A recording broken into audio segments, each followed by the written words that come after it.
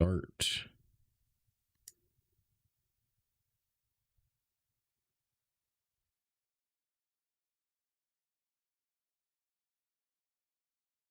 Oh, not bad. Not a bad plan.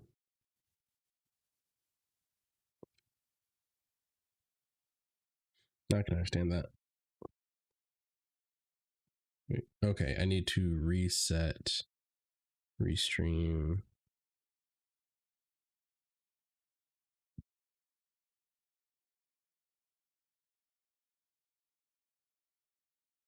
Uh-huh.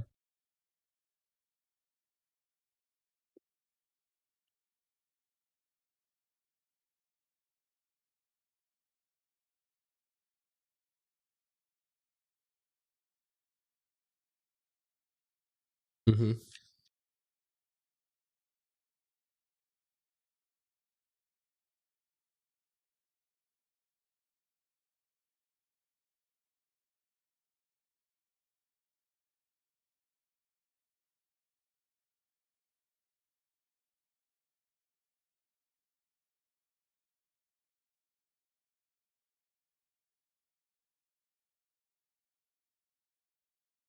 Yep.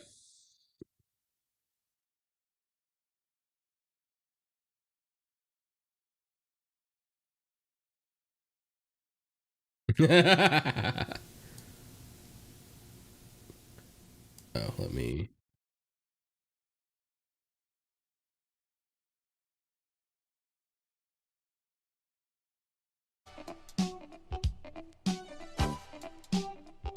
Wow.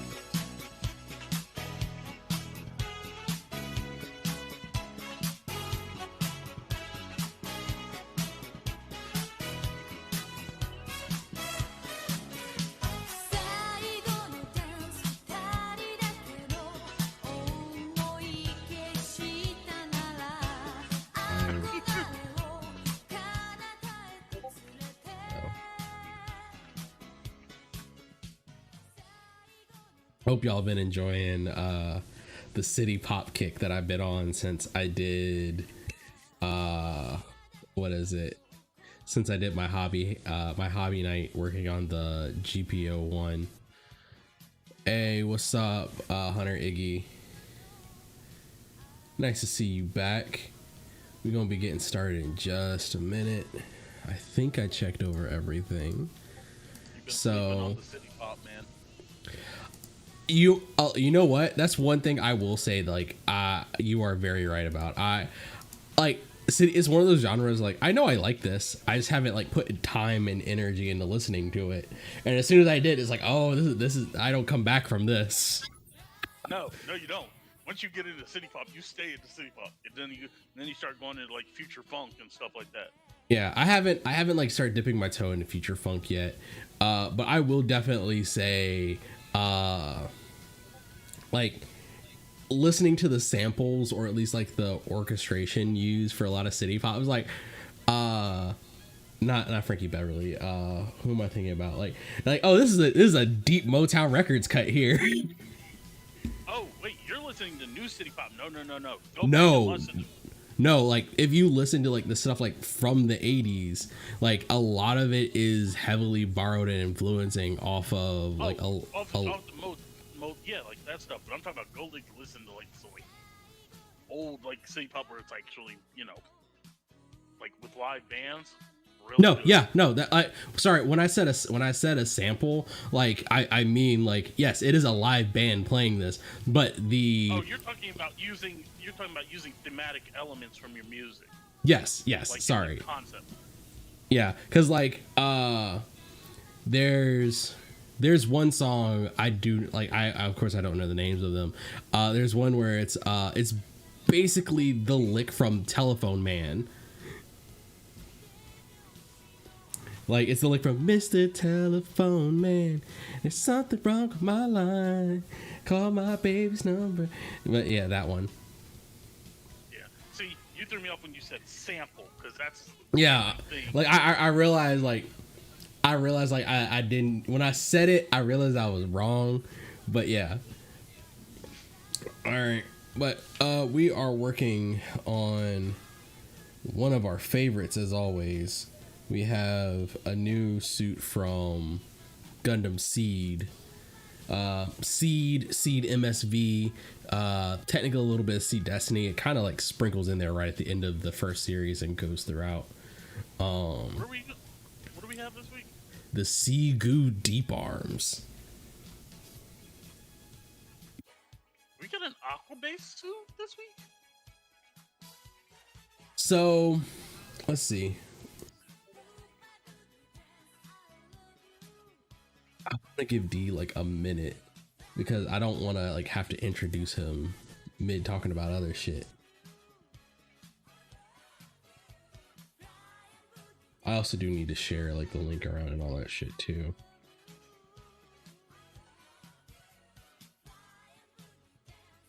I swear to God, Seed suits from this era just straight up parts. They look like they're what? They just straight up parts bin. Like the legs are definitely the legs from like both the Impulse and Destiny line. You can tell by like the slanted angle on the armor. Oh yeah, for sure. But like, especially like with the suit, because especially the Deep Arms, it's a prototype suit leading into the second Gundam line. So it is like a lot of like, we're borrowing the old parts. And I think because it's interesting, it's going the other way because the Zaft is borrowing the Earth Federation Forces design and design elements to bring forward.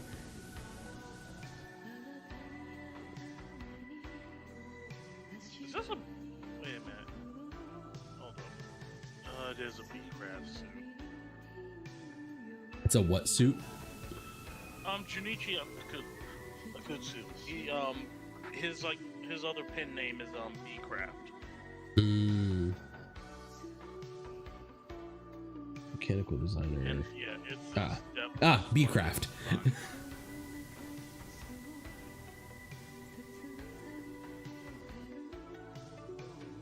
Yeah, so I think it was the CGUE previously that I was getting confused for the God, what's that design? Yeah, I was getting it confused for the Jin. No, what's the UC design? Because it was a UC mono eye that What, the goof? not the goof. What? Gelgug. Yeah, I think I was thinking that the CGUE borrowed design elements from the Gelgug. No. Let me see. Let me bring them up side by side.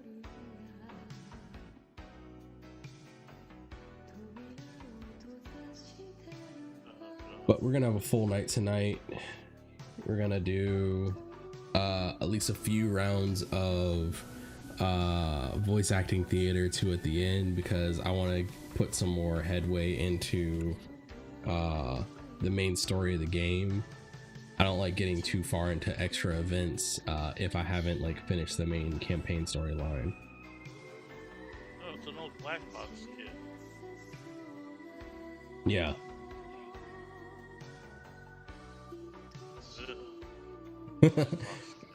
Were they that bad? Yes. What do I have your volume set to? I have never, like, seen a good build experience come from a black box kit. Okay, like every one of them I've seen has been like heavily customized. Like people will redo every bit of the panel lining on it, you know, or add tons of extra armor. Their color separation was horrible. Hey, say something for me real quick, because your levels just seem super low. Yo. All right, give that to me again. Yo. All right, I think you're good. I mean, I don't really. Okay. Oh. I'll have my monitoring stuff on, so. No, you're fine. But yeah, no. Black I was box also kits. like double feeding my headset as well, so that was weird. Yeah, black box kits. No, like. I'm so glad that they've taken the time to now do HGCE. Oh yeah. Because, like I said, I like a lot of the designs from this era, but black box kits are horrible. Look who we finally have. Yeah, black box kits are horrible, and I don't like them. I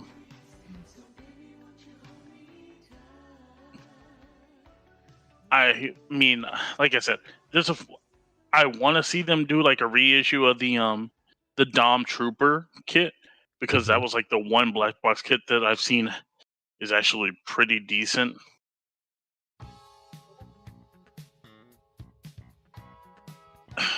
But there's if you have the option, stay away from HG black box kits. I don't think I'm hardcore enough to really like be digging back that far. Yeah. What's up, D? Oh. Welcome to the party. Hi, it's your boy, the Rick Don, the one man Black TriStar, who I don't have anything else. Hi. Look, I was holding off getting started because I wanted to include you. I also didn't want to introduce you twice because I'm just lazy like that. It's fine. I had some things come up last minute, but I'm here now, and I'm ready to talk about the Dom Trooper or whatever. No, we're not. Unfortunately, it's not the Dom Trooper. Well, unfortunately, because it's a mediocre seed design. Damn. Well, you're not wrong. Like it's like Seed borrowing from. It's the Seed parts bin special. I will say that the canon idea was like revisited later on by the Age 2 double bullet and done much better.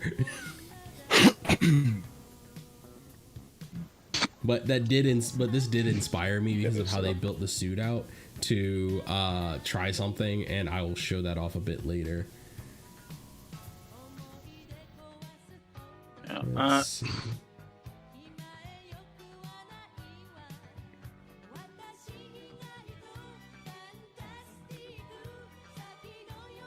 I could have just copied my tweet post.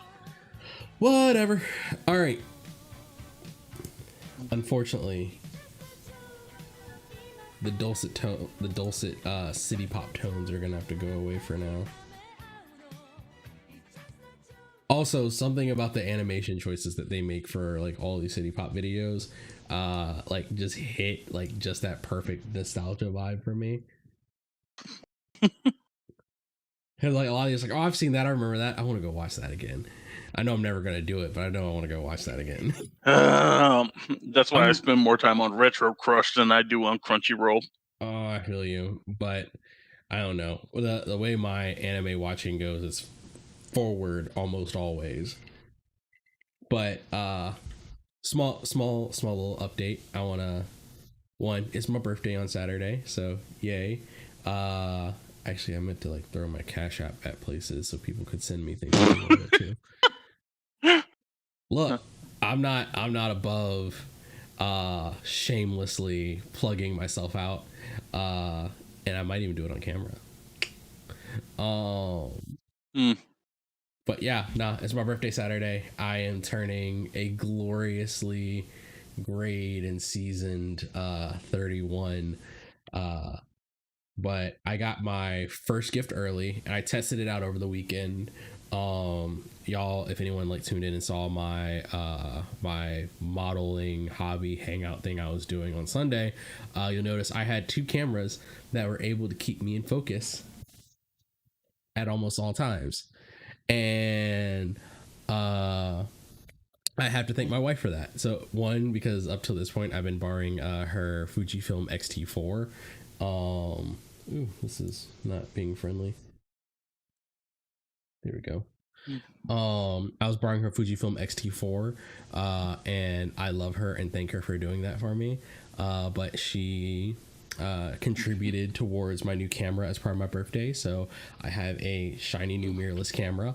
Well, new to me. I bought it used because I'm not paying for how much this thing was new. Well, we can talk numbers after the show, but I got a camera that I'd been looking for a long time. And I'm gonna get on my Chance the Rapper shit. Yeah, I love my wife. I love my wife. So thank you so much, Charnel. I love you. You deal with me and my foolishness and from the other room a lot of the time, and sometimes you even join me. I'll eventually edit that video of us watching the first Gundam movie. Eventually, we'll see how it comes out. She's protesting watching any other Gundam until I finish editing that and do an upload of it. It's been almost a year. But on yes, absolutely. But on that, why does everything sound so quiet to me today? Yeah, it's probably good that I was muted. Okay. It is a brand new glorious week, all you good folks. We are back with a brand new episode of New Mobile Report Noir. That explains why everything sounded quiet to me. My levels were all jacked up for whatever reason.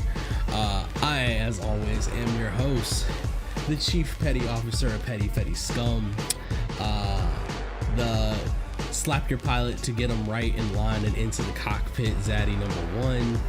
I am Captain Dark Noah. I am joined, as always, by my fierce crew of friends and enemies. The red flat. God damn it! I always get Char and Red Bone Flash. Yeah, no, I know it's the Red Bone Flash. God damn it! Now I always get like Char's nickname and Johnny Ridden's nicknames mixed up because I want to call. Look, I don't know how my mind's working, but it's the Redbone Flash, the Quattro Beige Negro, the one and only Rhodes in Life, the Colony Drop of Knowledge. How are you doing, sir? Welcome back. I'm doing all right. Aren't you just so excited? We get to dig down through the parts bin of CE mobile suits and not even come up with one of our favorite ones. Yeah. First of all, how are you getting Johnny Ridden's nickname confused? His nickname was the Crimson Lightning.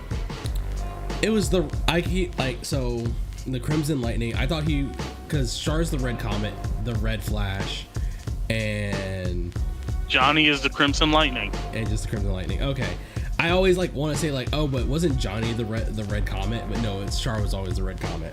Yeah, Char was the Red Comet. It's sort of funny because in the lore, Johnny hates the fact because Johnny had a red mobile suit first. And Char's is technically pink, so. Yeah.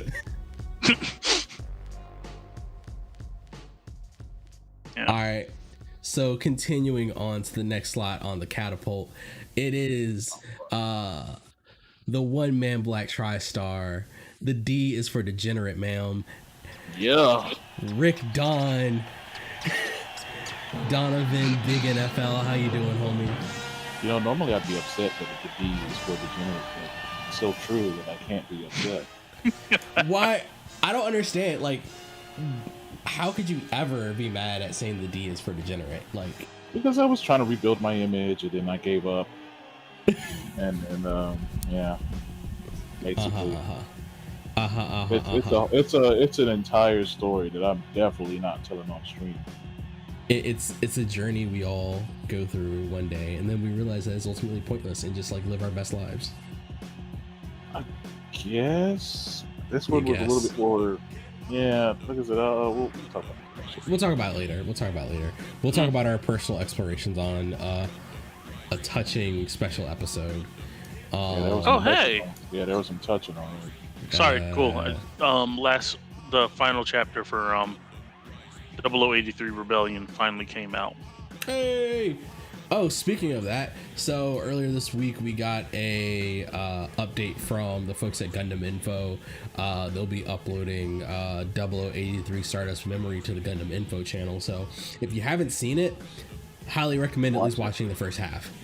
Yeah, watch the first 6 episodes. It doesn't matter if you watch the second 6. Yeah, just know. Except for the opening. The opening for the second 6 is fire. Yeah, the opening is great. Yeah, but go watch possibly one of the best, most grounded Gundam series next to 8th MS Team. I'll probably be building a GPO2 at some point this year. By grounded, you mean it doesn't have B-type bullshit? Well, grounded is in. It's also mechanically it's the most real robot. As I was saying earlier, it's when you had Hajime Katoki working with Shoji Kawamori. And that is a recipe for. Yes, that is a recipe for real robot. Shoji Kawamori is my favorite mechanical designer in any way. Yeah, and but going from good mechanical designers and people that we love and respect, let's get into talking about our mobile suit this week. I don't want to talk about B-Craft. He's so stupid. Wait, no, talk about it, dude. Yeah, yeah. The content makes itself when you rant and be angry about things. It's just how it goes. As Cam is begrudgingly trying to avoid, we have the let me get the full designation because that makes a whole lot of difference for this one. The YFX 200 CGUE Deep Arms. So the YFX CGUE Deep Arms. Deep arms. That's why we're twice as deep this week, because we're twice as deep as the other Gundam Lore podcast. Nice. If there are any other Gundam Lore podcasts, there are plenty of other Gundam Lore videos and stuff out there. I think we could get into that business pretty effectively. I take on Minovsky, man. I take on Kakarot 187. Take them on. Let's go. Literally, we won't even take them on. We just have collabs and be the most wholesome community where we just rant about things we don't like. Absolutely. Look, Minovsky Man hasn't done anything since he did a video on the cockpit system, and that was like 2 years ago. Minovsky Man, we miss you because that cockpit video was the ish. But we will pick up in your vaunted footsteps. But if we start doing like produced content and stuff like that. So going on through before we get too far into the event stuff, you have your normal login bonuses. So there is the GUNPLA Capsule Festival, just another monthly event. They're giving away a bunch of free sets, 4-star giveaways, as well as 10 pulls. And for the event, just got some haro chips. And we got a new, well, not a new multi-mission, but your multi-mission set for this week is the Dawn of Mass Production.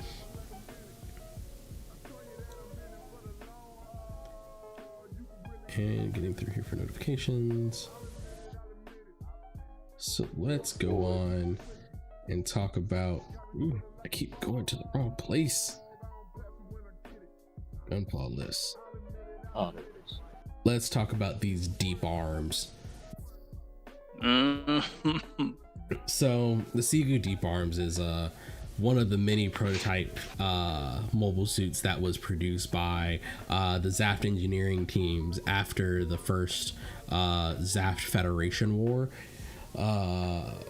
So as folks may know, Gundam Seed is, I guess we could say, like a attempt at a modern retelling of the original UC Gundam series, but with more melodrama and a whole lot more failure. Yeah, there's a fair bit more failure in here. Like they slam in so many plot lines from the UC universe into Gundam Seed. It's pretty impressive. Like, the first series includes basically the entire what is it? It Travels in Space. What was the first Gundam movie called?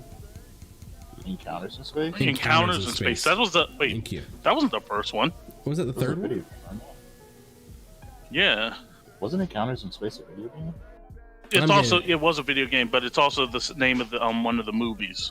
Yeah. Well, it basically tries, like, the first season does all of 0079 at the same time as part of the plot line from what is it? Yeah, sorry, Encounters in Space was the third one. Because the second one was Soldiers of Sorrow. Yeah. Was the first one just Gundam, or was it? It was just called Gundam. Yeah. So it was Mobile Suit Gundam. Yeah, but I guess it doesn't. That part doesn't really matter because the first season does do the entire One-Year War storyline over again, full and horribly. It very much lowers the stakes. Like, I guess who was our main writer on this one that was like super anti-nuclear war? Was it Junichi? No, not Junichi. He was the mechanical designer. That's the mechanical engineer. Yeah.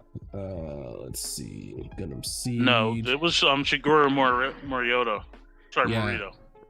So Morita was. I think it's Shigeru Morita. Let's see. Let's get into our. Let's see, Gundam Seed. Fukuoka. All right, sorry, Morita was a writer, but but Fukuoka was the director.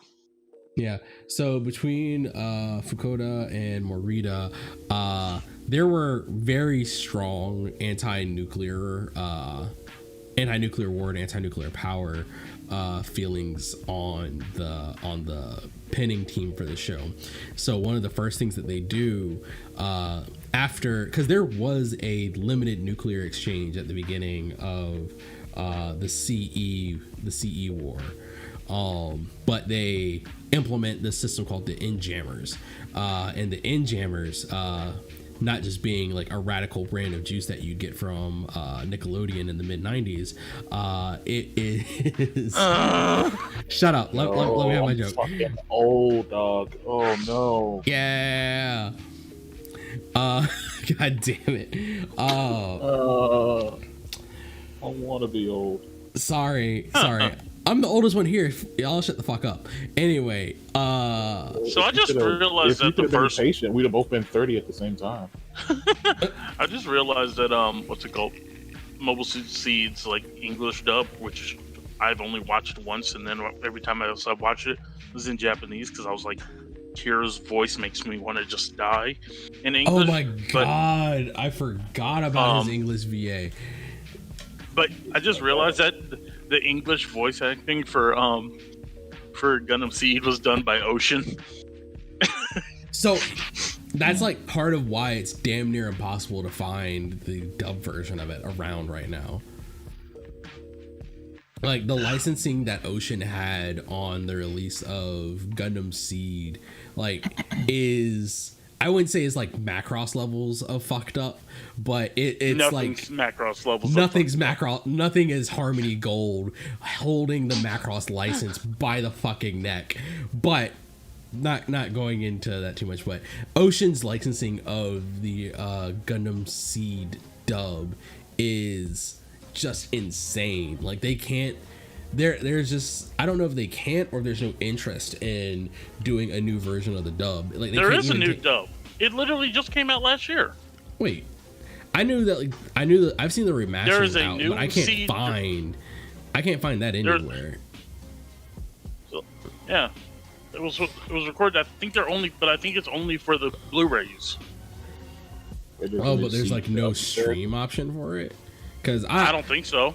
I'm like not putting money into buying Gundam Seed. But yeah, no, like the dub is done. Like it was done last year. Who did this? Who did the new one? Nav Post, if I remember correctly. I actually don't even know who the hell that is. But nah, like I would, like not being a, I would spend money for, would I spend money on the 00 dub? Yeah, I would. Fuck yeah, dude. I like 00. I don't know if I'd spend money on the 00 dub. I would probably spend money on the 8th MS team. Like if they did an HD remaster release of 8th MS team. Well, 8th MS team is easy. Wait, they already did literally, it's like the most beautiful remaster thing. All right, goddamn you. Stop they've done. Give people my money. They've done Zeta. They've done Victory. They did X. They did Turn A. Shit, I might forget Turn A. Yeah, the Turn A one is beautiful. If you ever get a chance to Turn A. They did. I want the Turn A soundtrack on vinyl, and I want the Blu-rays of Turn A. I'm putting that on a wish list.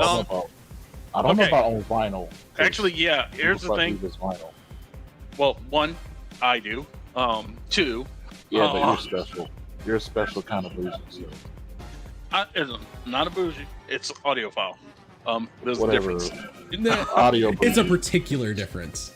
It's just bougie with audio.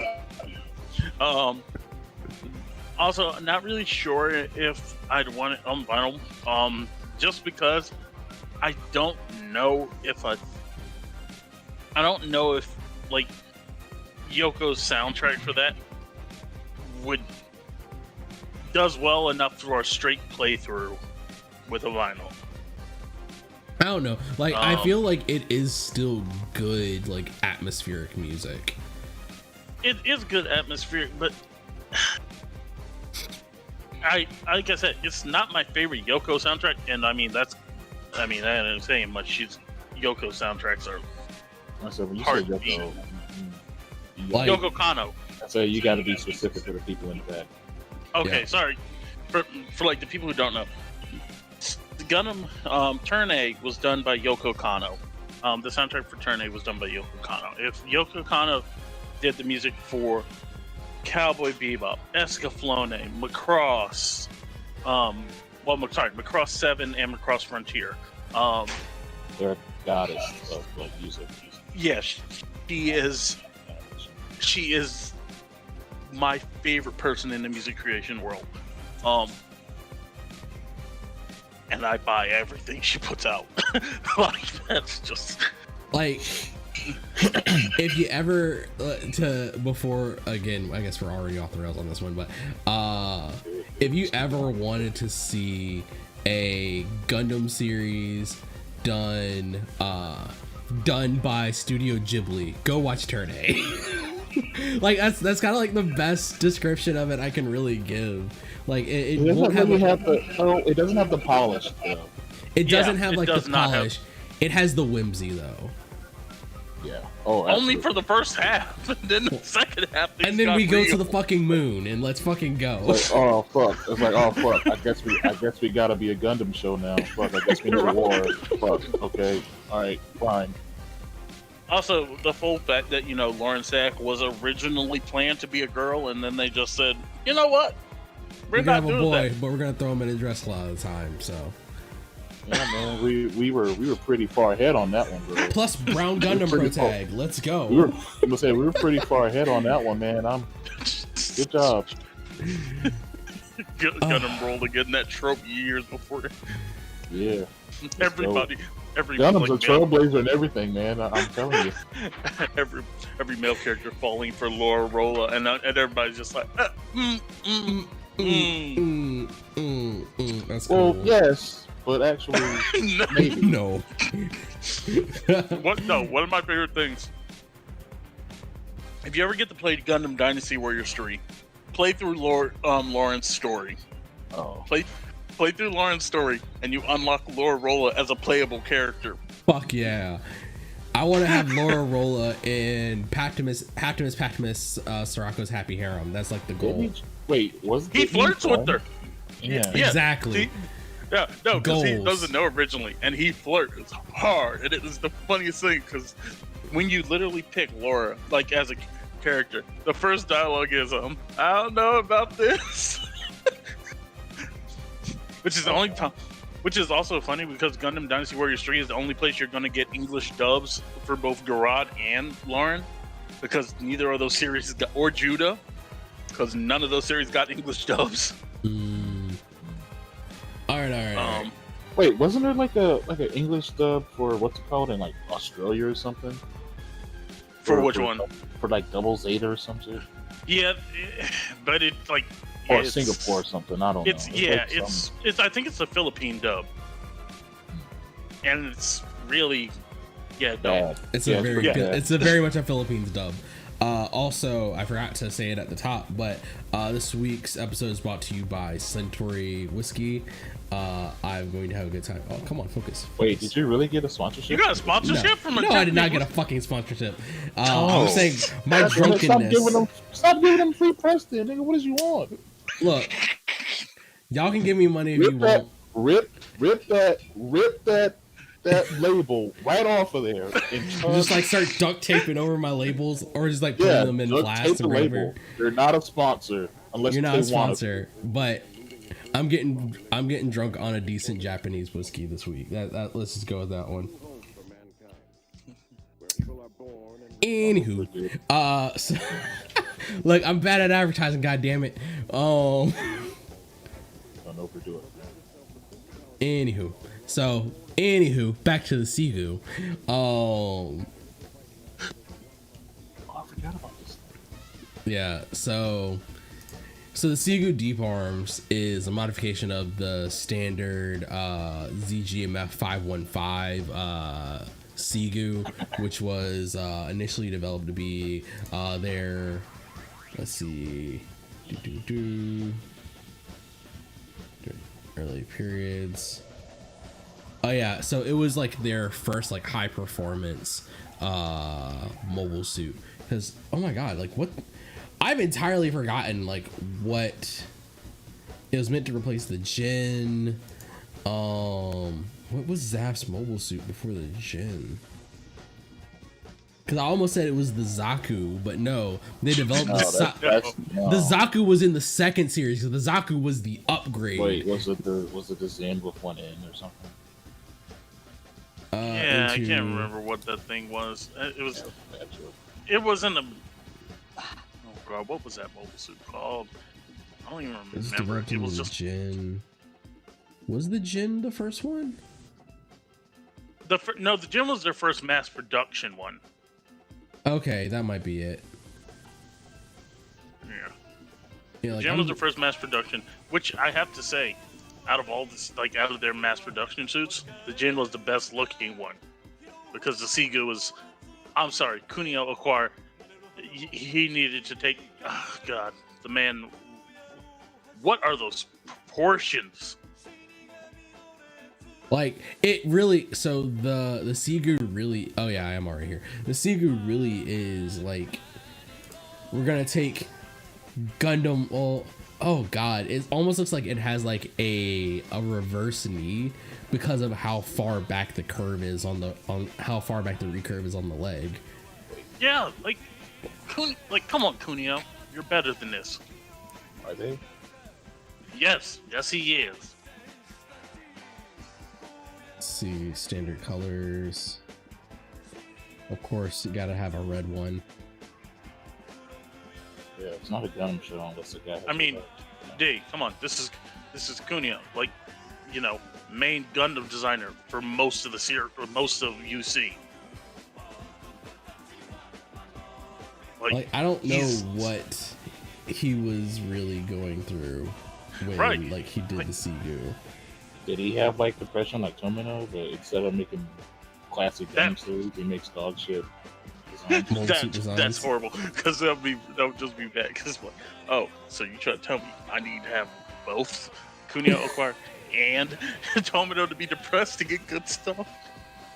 Man, see, at the same time, basically. one of them's happy, and this is complete. Look, Tomino's working on something new right now, and they already said he's been like really, really depressed, and I'm just like, oh, this gonna be straight fire. Man, I hope. So sorry. Like, I'm looking through the article again on this, and I'm reminded, like, while I like it because like it lets you trace the roots of a lot of this stuff, they were obsessed with fucking acronyms. Like, so the designation ZGMF is an acronym. Zero Gravity Maneuver Fighter by Zaft, which in itself is another fucking acronym. Oh isn't everything in that goddamn show an acronym? Yes. Seed is the worst for acronyms. Like Seed itself is a goddamn acronym. Gundam is an acronym in Seed. Also, it's got all the they're the one series that decided to go all pretentious with the naming of their weapons and everything. Like it's kind of cool, like, don't get me wrong, because it's like, oh, this is the 57 millimeter, looking through the Gen Center weapons, the MA-M3 heavy blade, the MMI M8A3 76 millimeter heavy assault machine gun. So like you have like real ass fucking, or like at least an attempt to have real military designations for all the equipment, but oh my god, I figured you'd like something like that. Oh no, I enjoy it. I like it, don't get me wrong. I wish it was attached to something better. Like I would. So right now you're just mad that it's Seed that did it. This is why you're because like I've talked about it before. Seed does a lot of stuff that I like. Like, I'm very happy with a lot of stuff that Gundam Seed has put together and like brought into the Gundam community, but like because Seed is so disliked, it's hard to like say like, yeah, but these things are cool. Like I really do like the fact that like, oh yeah, like the machine gun that is equipped, the 76 millimeter machine gun that heavy assault machine gun that they use on this mobile suit is the third alpha variant of the M8. Like, oh fuck, that's cool, I like that. And like all the Gatling cannons and other weapons are either Picus or Gauss. So like you can see like either they were European or American deviated designs. Like that's pretty fucking dope in my book. Like I said, the mobile suit side of Seed and everything is pretty damn great. And let's also be clear, most of the mobile suits. The Gin is not a bad mobile suit. The CGUE is a fucking, like, the CGUE as an upgrade, like it tried to go too far in making the Gin look sleek and lethal, and especially like when you take the step over to the prototype Gins that come off of, the prototype CGUEs that come off of that then start incorporating the Gundam designs into the build. Like it's it's like the choices were made. Yeah, the Gin is I have to say, it's actually a beautiful mobile suit. I actually like the way it looks. I'm sorry, I wouldn't say beautiful. Like it is. Okay. Have you it's seen? a nice mobile suit. Have you seen the latest drawings of it that came with the Master Grade kit? No, I have not seen those. Okay, see that's why, like the Gin is like the proportions have been so thought out for like when they did the new Master Grade. And I only see the new HGCE model. yeah, the new Gin, you probably won't see that because the Gin Master Grade didn't come out till I don't think it comes out this month, March. But there's tons of build pictures of from like, yeah. Let me see if I can find it. But like, it's not a bad looking suit. No, it's like it looks great and everything, and I'm like, oh my god, there's just so much wrong with the rest of that series. Like as we say every time we get into this, Seed has so many bright spots that it hurts to look at all the things that were done poorly. But again, like I ever say things like, that weren't done poorly. Athrun, Kigali, and I'm done.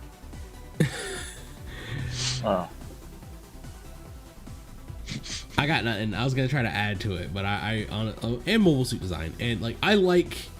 Ooh, what about the waifus who showed up in the first one, who literally showed up and then showed up again and were massacred in short order? And I literally forgot who they were until I saw them explode. Wait, who are we talking about? Exactly.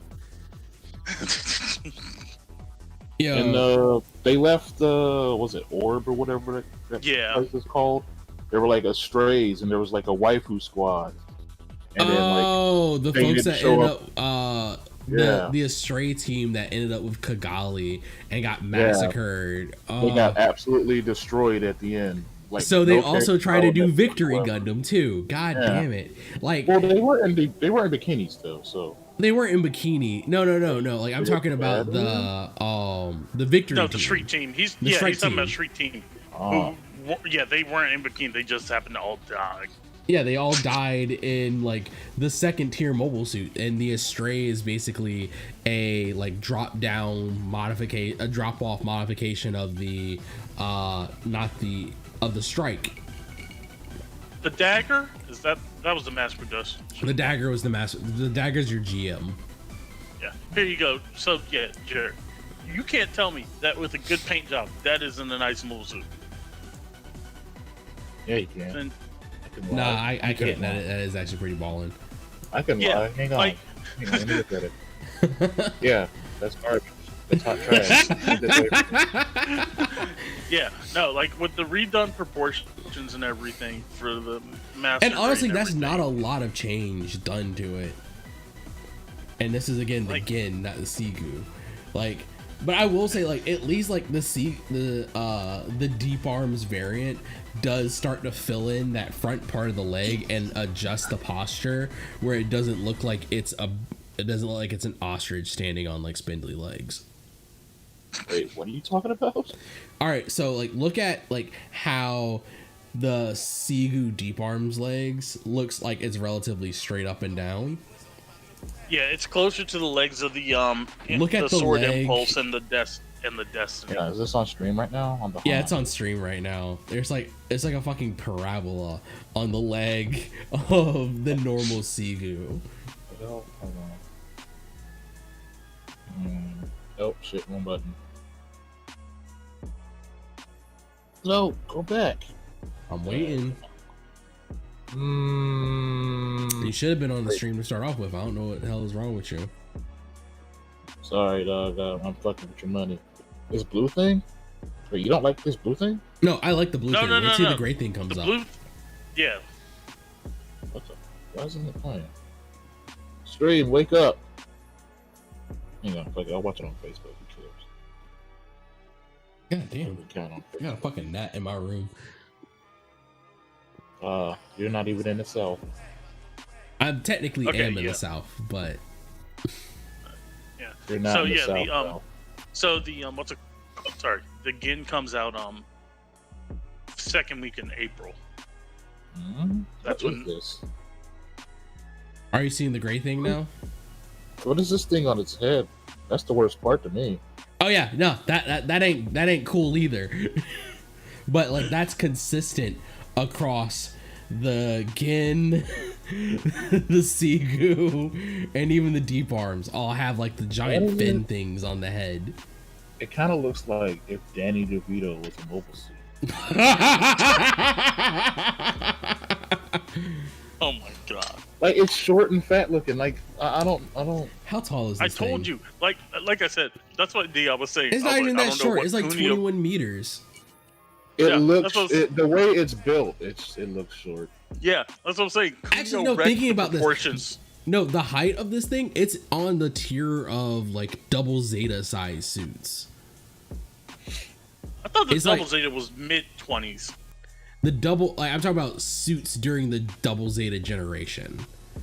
So, what was your mainline suit during double Zeta for Xeon? Gyaradoga? No, mainline for Xeon at this time would have been. It wouldn't have been, they had a few Zaku 3s, but actually the Gyaradoga is a good example as well. So like the Gyaradoga, like it's still late UC, but it's like before miniaturization really started hitting. Yeah, well, miniaturization doesn't start till UC 100. Yeah, so like the Gyaradoga is like 20 meters. The Gin, and actually let me see what's the size of the Gin. The Gin is 21 meters at overall height because you gotta count in the fucking fins. The CGUE is 21.4 meters, which is slightly taller. Yeah, which is weird because that just means Cuneo screwed those proportions all the way up because the regular Gundam is 15. Is it? Yes.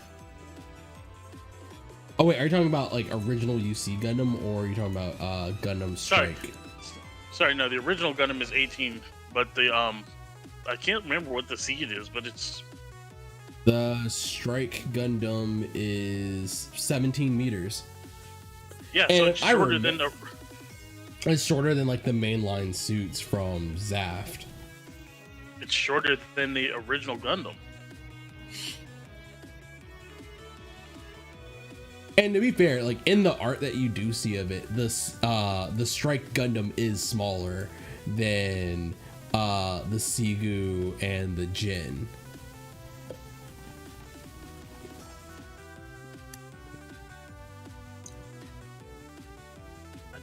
There's so much, problems.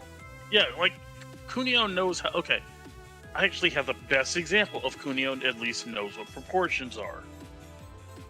Because here we go. This is the Victory Gundam drawn by Cuneo versus Kotoki versus. God, I can't remember the last dude's name. Hirotoshi Sano. Also, to be fair, so the original Gundam is 18 meters. I think we said the Seed was, it's only like 0.2 meters taller. But the Seed itself is battery powered. So you don't have to shield a giant nuclear reactor in there. But yeah, like, even his proportions on the Victory Gundam are decent. I mean, I still think Kotoki did it better. All right, I will say Kotoki put some mean ass legs on the Victory. Like Kotoki made that suit look beautiful. Kotoki did a good job. I like Kotoki's. I like Okiwara's design a little more, to be fair. Like he slimmed in the legs and like the proportions on the Victory. I like, of all the three you have up here, I like Kotoki's the best. Yeah, like Kotoki, like I said, Cuneo does do good work. He does do good work. Most of the Gundam, like mobile suits, are his work, and they're very nice. That's why I'm like, seeing what he did with this CGUE hurts. Maybe he just doesn't like mono eyes. Maybe he's mono eye racist. You could say that, but the man is the same guy who designed the Zaku. Yeah. And the Goof, and the Gilgo. Everything from original series is Cuneo. He designed the Dom? Yeah. Oh yeah, he probably doesn't hate that. Also, to be fair, the mechanical designer for the Gundams in the series wasn't Kunio. It was Junichi Akutsu. Yeah, it was. That's what I was saying. It's B-Craft. Yeah, but like no, I'm saying Kunio like, does like Kunio did the cleanup. Yeah, and it's like I don't. So like this his other stuff is good.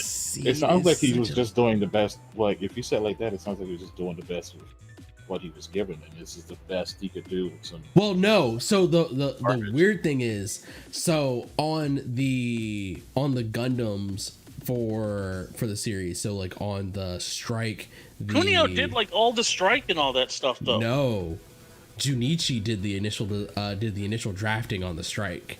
Kunio did the Really, cleanup 'cause I on know the Strike. Because I know the dagger was Kunio completely because I had the guy. Strike dagger. Yeah, Kunio did do the dagger. But it looks like not Junichi. Yeah, no, Junichi did the initial design on the X105. Let's see, what are our other ones? Where's the rest of the Gundam project? Duel. It's kind of funny that none of the good like modifications to the strike were even done by B-Craft. Let's see. Yeah, B-Craft did all. It looks like B-Craft did all of the initial variants of the mobile suits, and then dagger variants, sword strike. I'm just taking one at random. Nah, B-Craft did the sword strike. Let's see, perfect strike. The perfect strike is the most ugly mobile suit I've ever seen in my life. It is indeed a there are a lot of choices were made. Wait, is it just the one? Is it the one that has literally every weapon they could possibly? Yes. It is the one with everything. Wait, don't you? Wait, I thought Cam just hated that one because it was asymmetrical. No, I hate it because it just looks bad. The fact that it's asymmetrical doesn't help. Like, I give that one. Okay, that one's look, garbage because it has mismatched color schemes, which is like Yeah. the weirdest design Worst. choice out. Yeah, Look, that makes it way No, worse. I'm sorry. Like, what were know- you saying? What were you saying? Like, B-Craft didn't do like the variants on the strike, because so far all the variants I've seen, B-Craft has done them. Could have sworn he didn't do like the lightning striker one and some of the cooler looking ones.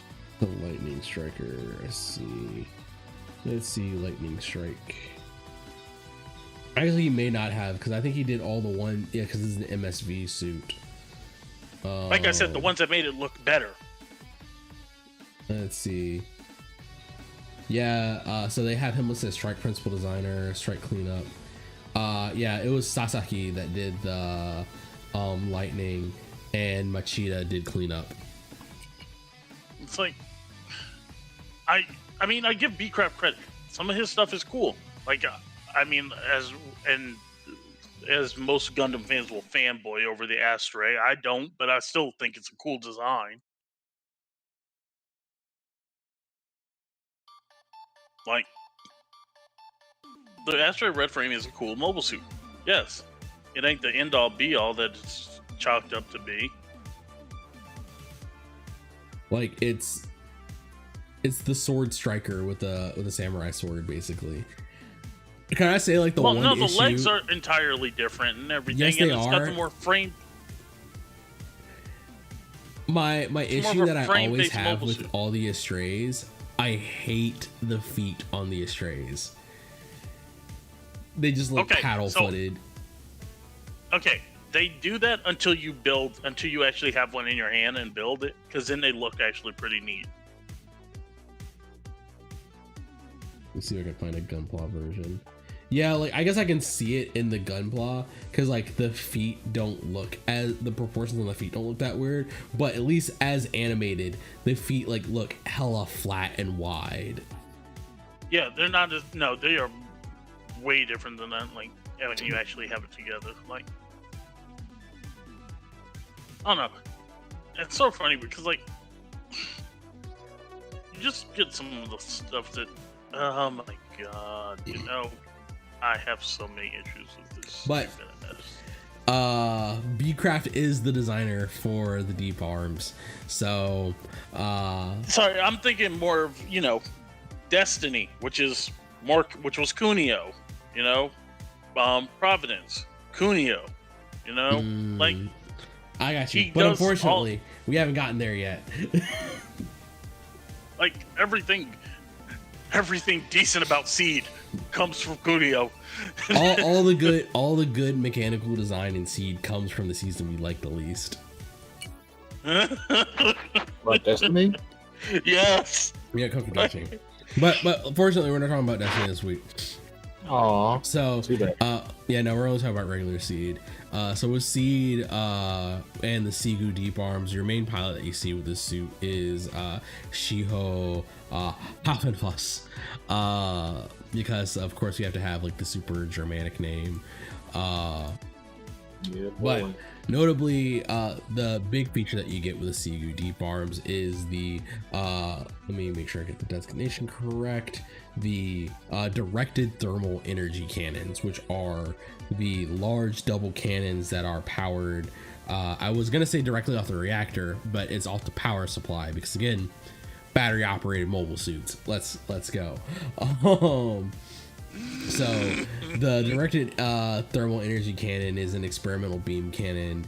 A pair of them are mounted on the arm. So that's interesting. So the description of the mobile suit from Gundam Wiki and the manuals points out that the directed energy cannons, or excuse me, the JDP-8 MSY0270 directed thermal energy cannons are mounted on the arms, but as constructed in the game, they're mounted on the backpack unit. I'm not complaining, and we'll get to why I'm not complaining about that in a little bit. Mounted on the arm units linked to the suit's backpack. All right, that makes sense. The cannon's large size is firstly due to its large beam generating units, which is designed as such to ensure high reliability, and secondly, huge powerful cooling system to mitigate the serious heating issue that occurs during firing the cannons. Cooling systems occupy more than half of the weapon's length.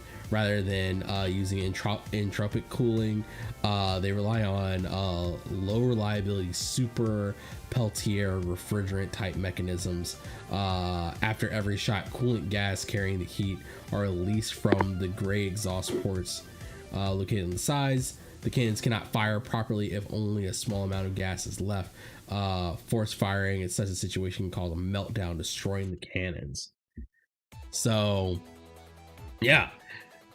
They basically have, if you look at the cannons themselves, you do see one, the Arbalest mechanism that is supposed to absorb some of the shock, but along their entire length, you have like these cooling mechanisms that are basically there to keep you from melting these cannons when they fire. So, for such a powerful weapon, poor engineering on the side of Zaft on that.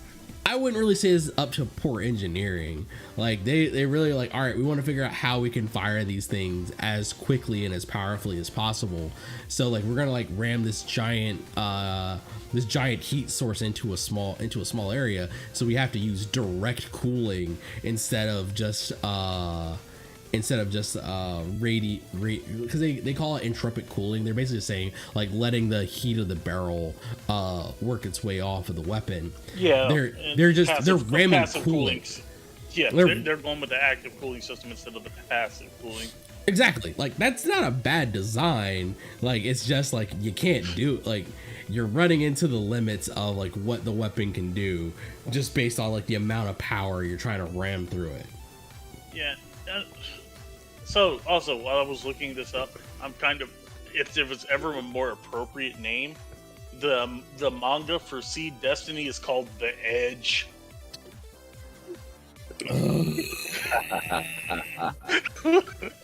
No, I can't. I really can't.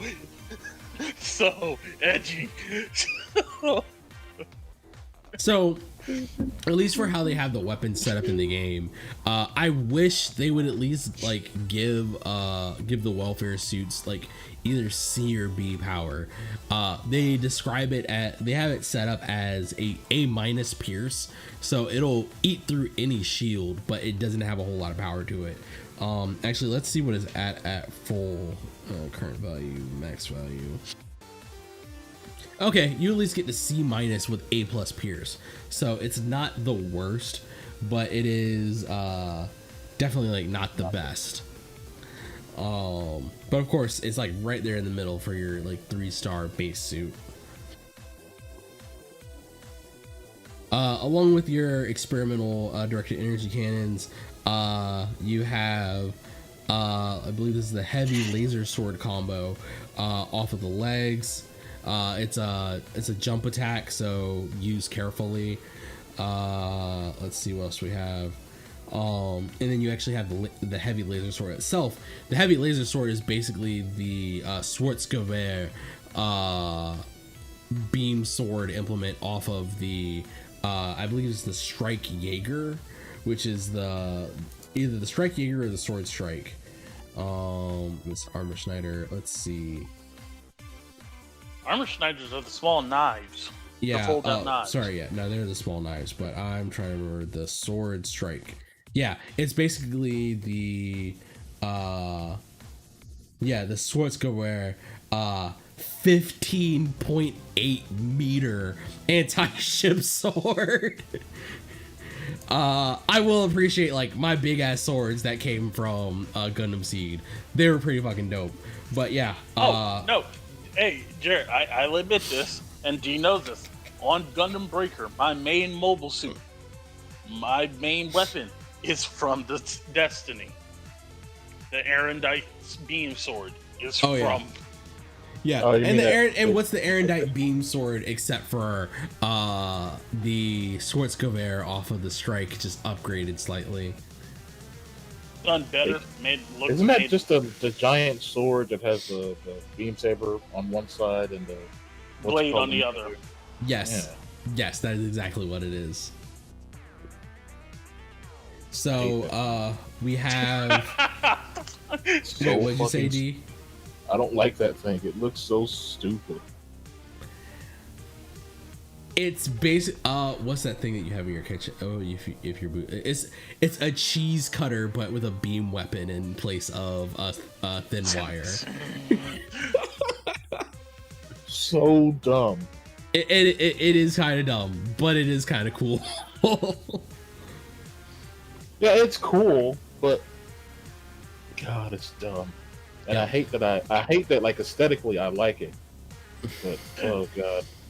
Like in terms of like a early beam weapon, it does make a degree of sense because you're like, well, the Erendite's a late beam weapon, and the reason for that, like the blade on the backside, is because guess what? It's mobile suits are battery powered. Oh god, I hate that. Yeah, but at the same time, like the Erendite is an upgrade of an earlier weapon, and they're just like, hey, it still makes sense to have a fucking blade, so we're not going to get rid of this. Like that part makes sense. I don't like from a technological standpoint, like the Schwarzgewehr is like one of the first beam weapons you see in Seed. Like it's like you don't have like a beam sword early. At least I don't remember them having a beam sword earlier. Strike has beam sabers in the first episode. Oh, you're right, because they use it to cut down the gen. Oh yeah, because it was literally supposed to be like when Amuro took down Jin Zaku. You're right. Boom, boom. And they destroyed that colony completely. Look, this man Amuro had like, no idea. Amuro just blew a hole in that bit. Right, they can't patch up. They can't patch up that colony. As what's his name? What's Bright Noah's son? Hathaway. Yeah, as Hathaway said, like he got in the mobile suit, knew exactly what to do the first time he was in there. You're like, no, Amuro read the manual on that bitch, and his dad designed it. Like, yeah, I feel like the legend of Amuro Ray has become more impressive than Amuro Ray is himself. It's probably the truth, to be honest with you. No, well, hey, look, my favorite thing is like it is very well known in the Gundam lore. Amuro is not even the #1 pilot of the war. Like, Yeah. Like he's ranked for like 5th down for mobile suit kills. Who's the best Federation pilot? Kenneth Young. Some GM sniper dude just straight bodies people. It was either Kenneth Young or Leto Wolf.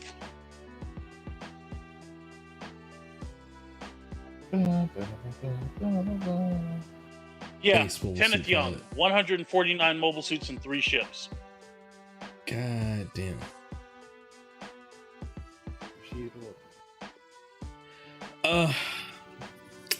Yeah, it was because the #1 pilot for the war is Benito Goose. He was on the Xeon side, right? Yeah, the If a guy, name like that, absolutely. the guy that would have probably have like just completely like eclipsed everything, but Xeon realized, holy crap, he's our best pilot, and pulled him back in like October, and he started training other pilots. It's not the worst idea. Yeah, no, it's not the worst idea. Like, They were going for the problem is they were going for the long run when the war was clearly taking a turn. How do you spell Bernito? Fucking knows, dude. I can't. Oh no, just look up his last name, Oguz, O-G-U-Z. It might be translated as Ox. It's been changed. Brennis Ox is how they have it translated. Like, what the fuck is this? Barnev Ogus. the one-shot Bernifo killer, man. Oguso. What the fuck?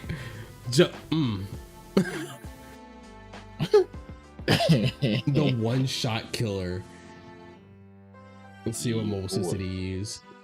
The most advanced thing he got into was a Gelgug, so this man was putting in fucking work.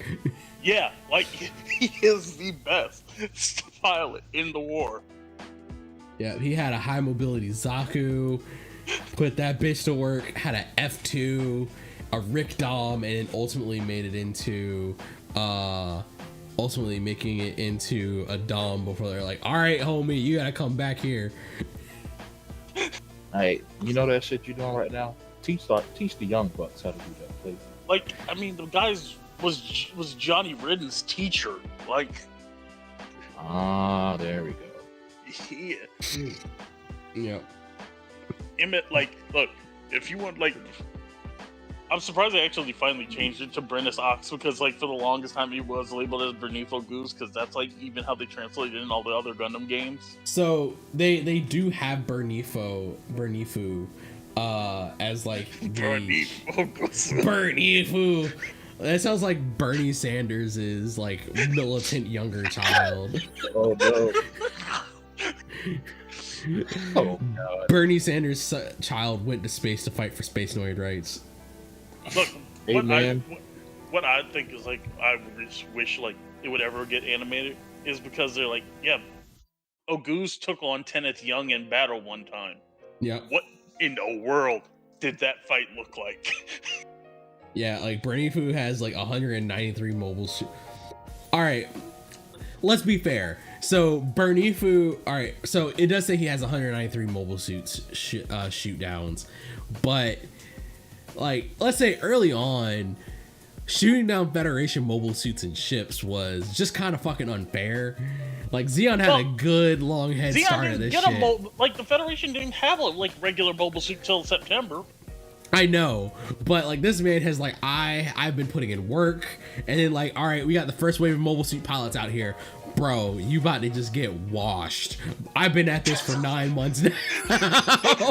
I have been running your shit for 9 months, homie, and y'all gonna come out here like, what was it that Austin Powers' father said to the pleb that came out against him, like, you're gonna come against me, really? Just lay down now. Yeah, that's it.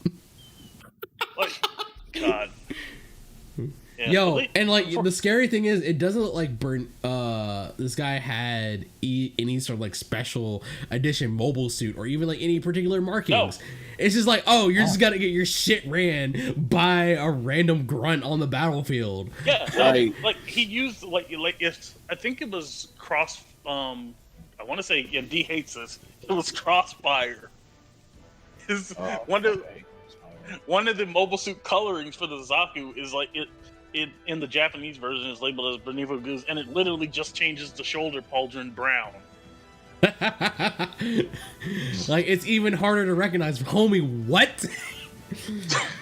Like, do you not realize what faction you're for? Isn't your suit supposed to be like bright white or some shit? Nah, that's just how you get shot. They look, they run from you if you can see you. That literally seems like something he would teach. And like, Right. oh, you're gonna be an ace? No. Don't paint your suit. You see Char, No, they run from him. You don't want them to know you're there. No, wait, now let's think about this. He runs a regular suit, teaches, the being low profile, has Johnny Ridden as a student. Johnny Red's like, nah, fuck all that. Crimson Lightning all day, motherfucker. Johnny, all right, red and black. Y'all gonna see this mobile suit a lot. Okay, Johnny Ridden, red and black. Norris Packard, his Zaku before he got his Goof custom was purple and red. Ramba Raw, of course, we know has a big blue Goof. Let me see. Hey, you know what the difference is between all of them? Well, actually, no. Did Johnny survive the 1 year war? Johnny survived the 1 year war and is working for the Earth Federation by the time of Unicorn as a test pilot. I need, like, does he show up in Unicorn? Because I need to see that. No, he's not in Unicorn, but there's a it's Mobile Suit Variations R, which is this mystery of, which is it's either translated as the mystery or the story of Johnny Ridden. Johnny lost his memory after the war and became a test pilot for the Earth Federation. Okay, whatever. Like a god fighting like with mobile suits. I don't understand that. That's stupid. Yeah, look. So he gets it back and everything, but there's so you have Johnny Ridden in his red and black. Shin Matsunaga, who gets a white, whose mobile suits are white, except for when he gets his Zeta Gundam, which was bright orange. How'd this mofo get a Zeta Gundam?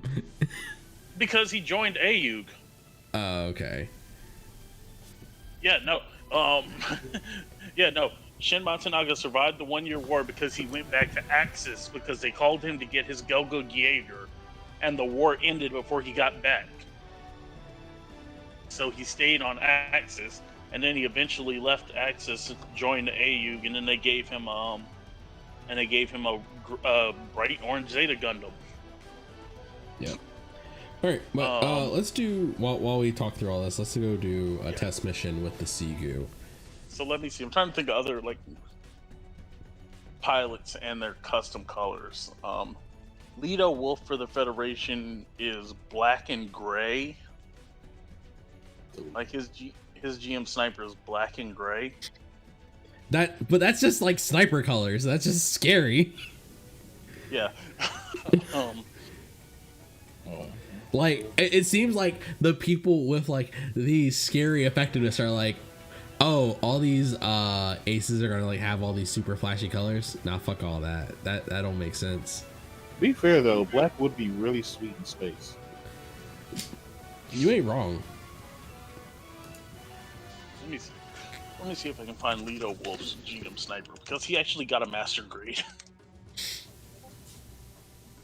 So after we do this quick battle tutorial, battle overview with the CGUE Deep Arms, I'll show off an inspired build, which I believe I titled the Double Deep. Double Deep. See if you can guess what I did with it. Samurai Noriega? If only. Yeah, so here's the Leto Wolf GM sniper, which is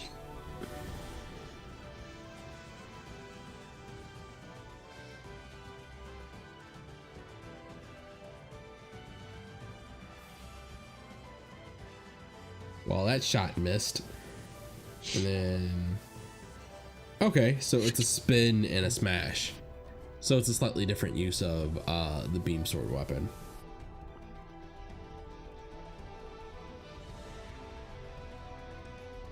So that's kind of the extent of the benefits that we have on the CGUE, are the spin and smash of the large sorry, let me make sure I have the name of the weapon correct, of the heavy laser sword, and it's of course a directional fire move with the directed thermal cannon. So if your target moves after you like lock in to make the attack, it has about the same activation time of a special shot for a mid shooter. If you do build the CGUE deep arms with the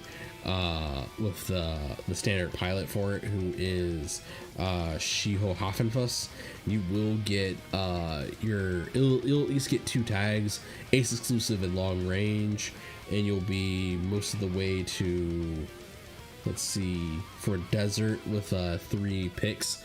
So it doesn't look you'll be able to get a 3-star by adding in an additional part. Rest in peace, Lito Wolf, dying on December 31st during the Battle of Malvia. Alright, so that is the CGUE deep arms. Before we finish up, so because the CGUE deep arms has that double cannon look, I was inspired to work out what I call the DDB02, which is the double deep. God, what was the B for? Was it for bullet? Oh, D, did I ever tell you Lito Wolf used a gun cannon too for a while? I mean, a gun cannon. So this is my DDB02. It has the dual cannons from the deep arms are on the back part, and the dual cannons from the double bullet are on the arms. So that just made me really happy. I wanted to put those parts together, and then I basically went like double everything else that has double cannons that I could put onto it. So using the Strike Freedom's dual cannons about the legs, and then dual beam cannons for the main weapon from the Strike Freedom as well. And I actually didn't build a half bad suit. I want to do the upgrades for it so I can like get everything put together.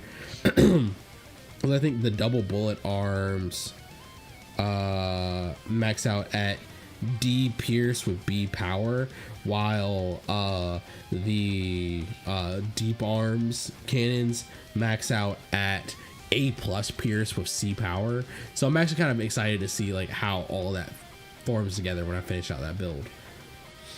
Okay, having a gun cannon with a flight system is kind of unfair.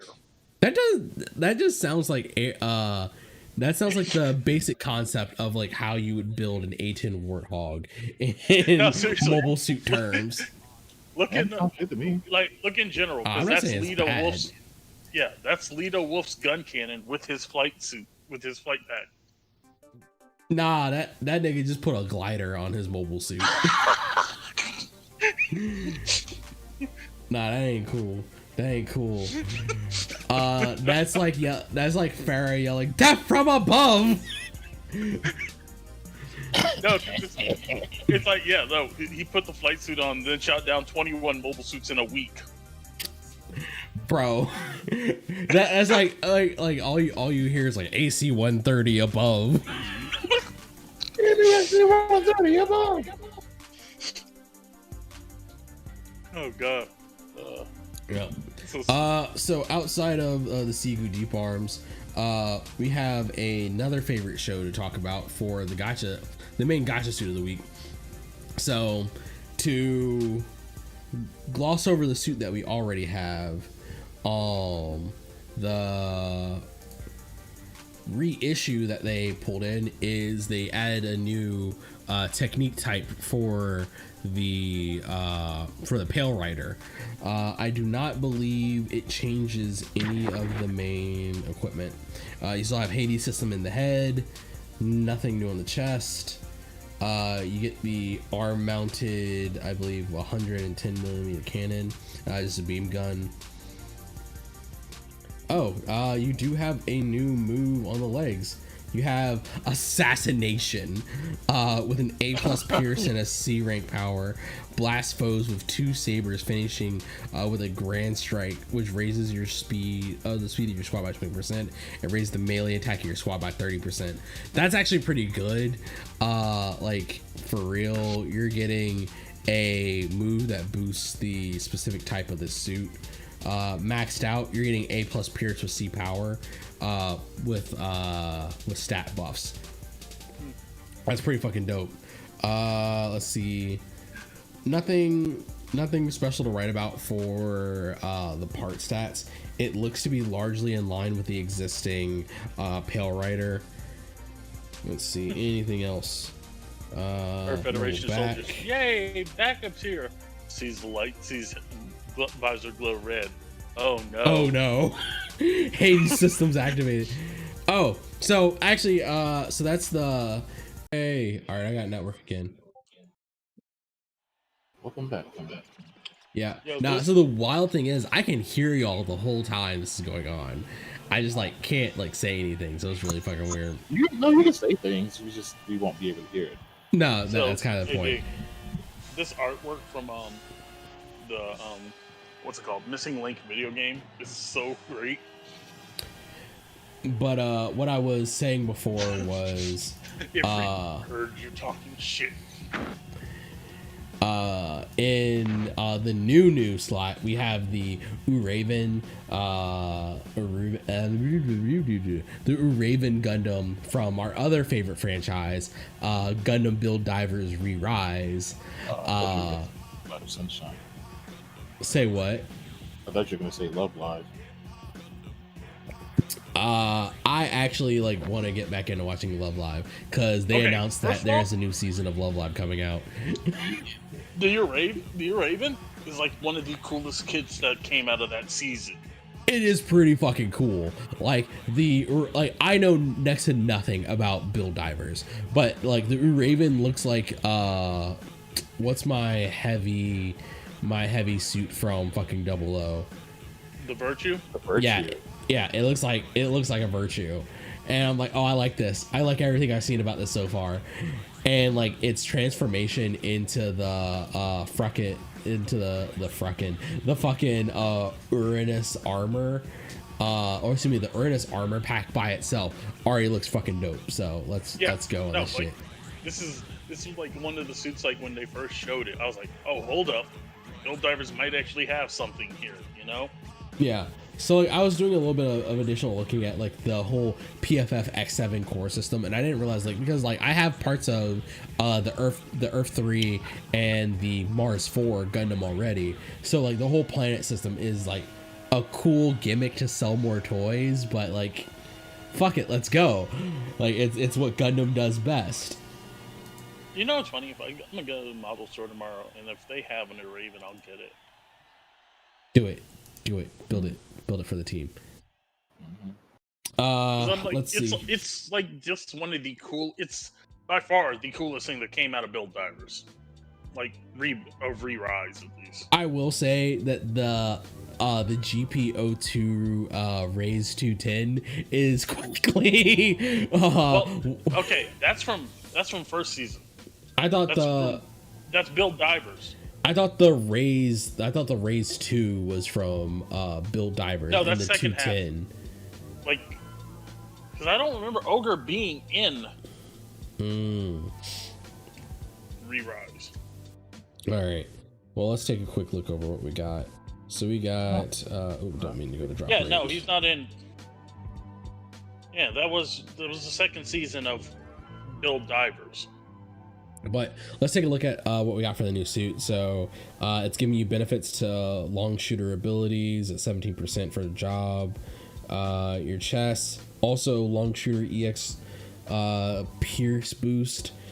Pierce boost isn't the best, but you got good armor and decent shot.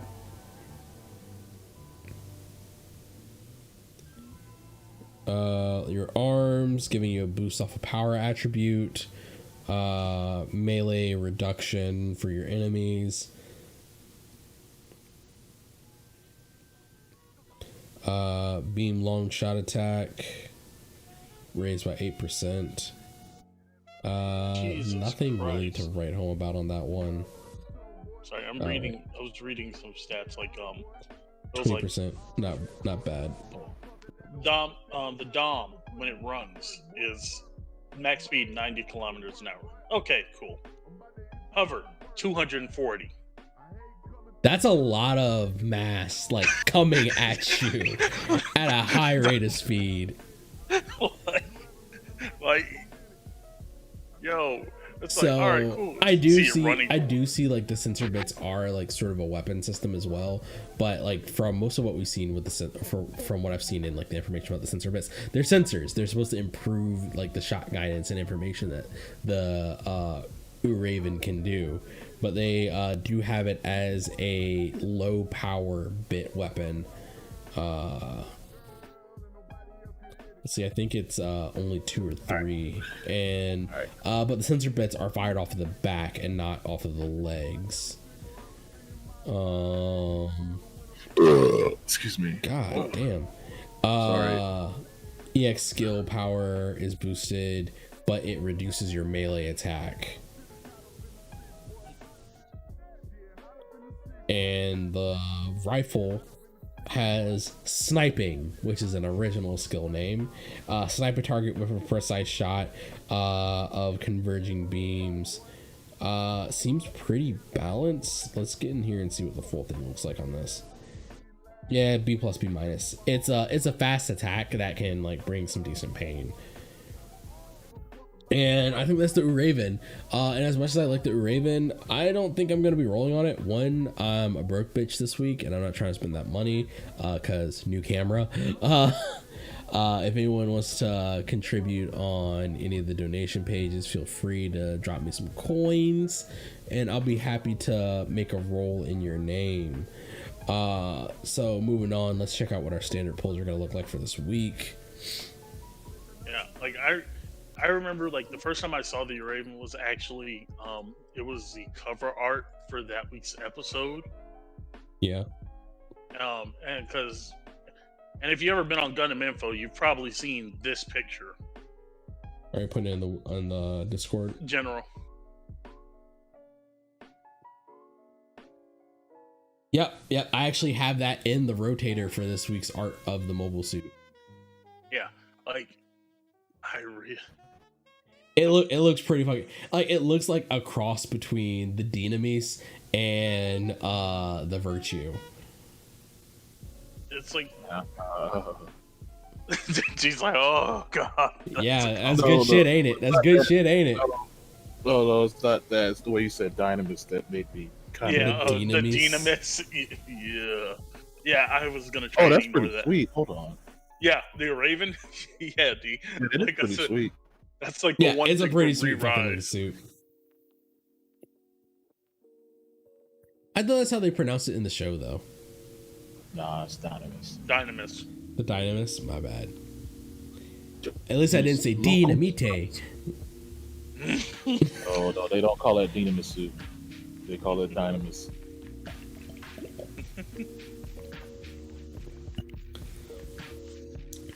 So as far as like my regular pulls for this, I got a Gundam Arius chest. Sweet. Yay. I get to keep upgrading one of my storyline suits. Can you throw the GN Archer on the back of that one? Oh, that'd be awesome. Wait, the GN Archer on the back of the Raven? No, the area. Which is what it was like meant to do. Yeah. That would be interesting.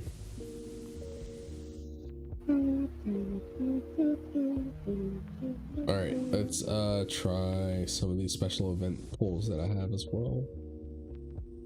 You know what's funny? I really never was like a fan of like the way, as like a big fan of transforming mobile suits and everything. I just didn't like the way the Curios and the Arios transformed. Oh, the magical space transformations for it. Yeah. Wait, the Arius or the Aurelius? No, the Arius, and then the Arius and the Curios. And the Curios. All right, which one is the Arius? That was Arius Yes. I think it's from second season. Is Arios? Arius was the second season. Curious was first season. Oh. Yeah. I know what you're talking about. Yeah, like they don't give you a whole lot of. It just kind of like flips, and all of a sudden you have flight mode. Yeah, flips and the Gundams out. We did it. Me, who absolutely loves the transformation of like the Delta Plus, you know. Oh, it's literally like we flashed by. We had like a mobile suit or something flashed by over the top of it. Oh, it's already transformed. Isn't that wacky, guys? So when I said Arius, I not Arios. Arius is Aureus. Look, bro. I'm horrible at like words, as you can probably tell, because I'm pretty sure I'm butchering words as I speak right now. What are words? Doing fine. At least you're not the one on camera butchering the words at the same time. Yeah. Yep. All right. We're gonna wrap this up, get these last few gacha pulls, and we're gonna do 1 or 2 chapters of God damn, I have 10 of these tickets. Spend them all. All right, let's see what we get. We're gonna at least do 5 spins. Got a blueberry. Hey, dude. Hello. What's his name's sister from Build Fighters? You know who had got a Transient Scream Gundam? Eclipse 10th anniversary version. What was his sister's name? Whose sister? Dude who had the Transient Gundam in Build Fighters Try. And I show you how You know, yeah, his little sister. You know, she was the one who did all their like custom work. all I'm offering is the truth. GPU. Who wound up being Fumina's rival, short-haired silver hair. Short hair with silver. Oh, we got I got a Zeta 2. Hold on, Fuck let me yeah. look at his name. I have no idea. Only rival I know for Fumina was Galka. No, the girl. Yeah, no, she went to the GUNPLA Academy with her brother. Hold up, try. I got a beam. I got the. Speaking of the Rays 2, I got the Kansaibo mace. Yeah.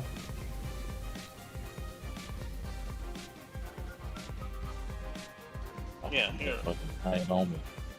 There you go, D. Shia. And got a Mars 4.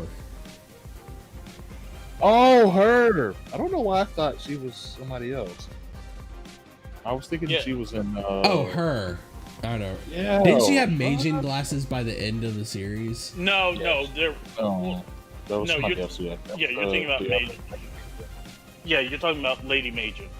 It might be it. Yeah, no, her brother Wilfred.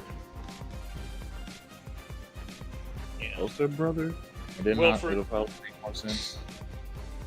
I've never heard. Dude who had the ability to go all Meijin hair, like he could flick his ponytail and it would like stay up.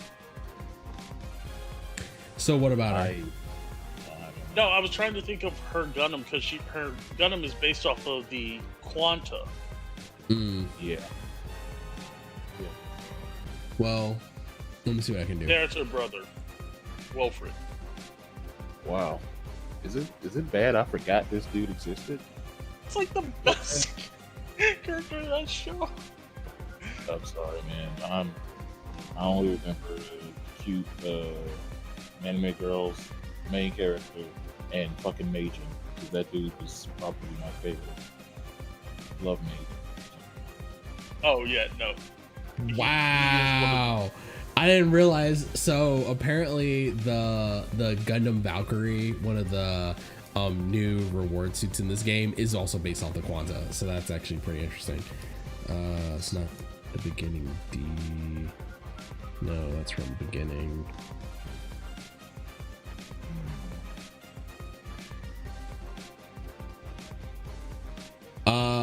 You're talking about the GNT Quad Zero Shia Quanti. Yeah, that was the one she had during Tri-Island Wars with the cat ears. Yeah. Yep, that's the one. Yeah, and then her first one was this one, important, because it was like, it was the most insane suit because it was the only suit that could repair a gunpla in the fight. Shia Kojima, the Portent and the Shia Quanti. Yeah. Because this one's based off of the celestial, not celestial sphere. God, what is this? No, I know what this one is. Both their mobile suits are based off of Quanta. It's just different. No, I thought that was the... No, the Portent? Yeah, I thought the Portent was... is the Estrella or the Astray, whatever the... like the early variant of the... No, because that just looks like the regular Gundam. Like she literally says it's like, she literally said in the show it was like she used an Exia's body to do it. Exia, okay. Yeah, she uses like an Exia, and like when you see her build it in the show, there's like a box for an Exia and a Quanta on the table. But speaking about building Gunpla, so I didn't finish my February commitment. I have the arms and legs largely completed, along with the attachment mechanisms for adding on the full Burnian kits. I'm gonna continue working to finish that master grade suit in the next few weeks, but I'm gonna go on and start doing color selection this week for what I want to do with the what's the thing, the Exia Avalanche, or excuse me, the Avalanche Exia. So I kind of want to do a gold flaked blue, sort of like the nitro blue that you find on the Focus RS. I want to find a way to get like a gold flake blue effect and then do like metallic golds. What's up? Okay. How much work do you want to put into this? Because I actually have a mix, I could probably tell you how to do that, but you're gonna have to get both the Tamiya clear blue acrylic. This isn't gonna be there's no way to spray this one. You're gonna have to mix this. Mix it and hand paint it is what you're saying? Mix it and airbrush it. Well, I ain't got an airbrush, so that's already Then, like a no-go there. Yeah, you're not gonna find the closest you'll get is here. Let me show you what the closest you'll get out of a can is. Because I've used that blue. So yeah, that's sort of what I'm thinking. I still gotta figure out what I want to do for the so like for the white parts, I'm thinking about going for like a pearlescent white. Like again, like this is like what I'd like to do with it. I don't know like how far or what my abilities are gonna be, but I'd like to go for a pearlescent white, a gold flaked blue, and I haven't really decided what I want to do for the reds. Like I kind of feel like I want to do like a flat red finish just to give a breakup of all of these like big colors, but I'm not really certain on how I want to put that together.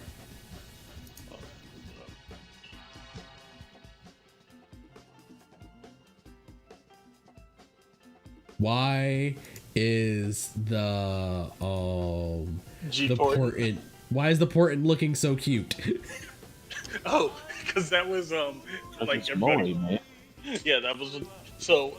After everybody nobody had knew where. In the last episode of Build Fighters Try, nobody knew where Sekai had been. And then he appears with the Kamiki burning Gundam, and they were like, and then she appears with him, and she's like, "Oh yeah, we spent all weekend together building that."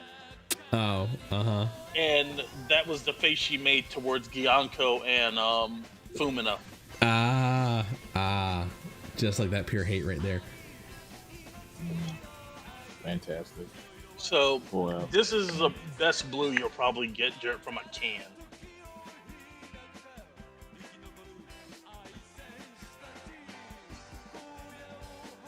Am I missing something? It's in general. No, I'm just saying this is the blue that he'd get if he was to do just a straight can. Looks good to me. Because that's like a high gloss blue, right? That's Thank you. no, that is Tamiya's blue metallic mica. Hmm. Wait, Tamiya? Like the what's it called? Yeah. The model company. Yeah. Yeah. And Yeah, is that with actually- any sort of finish on top of it, or is that just like No, the this was straight... before. This is how it looks out the can. Hmm. And then after that, like later, I laid like a high gloss coat on top of it. Yeah. Because like I know there are what is it, glitter clear coats that I could also apply on top of it that also have gold finish glitter clear coats. So Yeah, but you got to make sure, like when you're applying something like that, like if it's going to be a lacquer type paint, like what you're laying it on top of. Because if you lay it on top of the wrong kind of paint, it will make the plastic fragile. yeah, that's fair.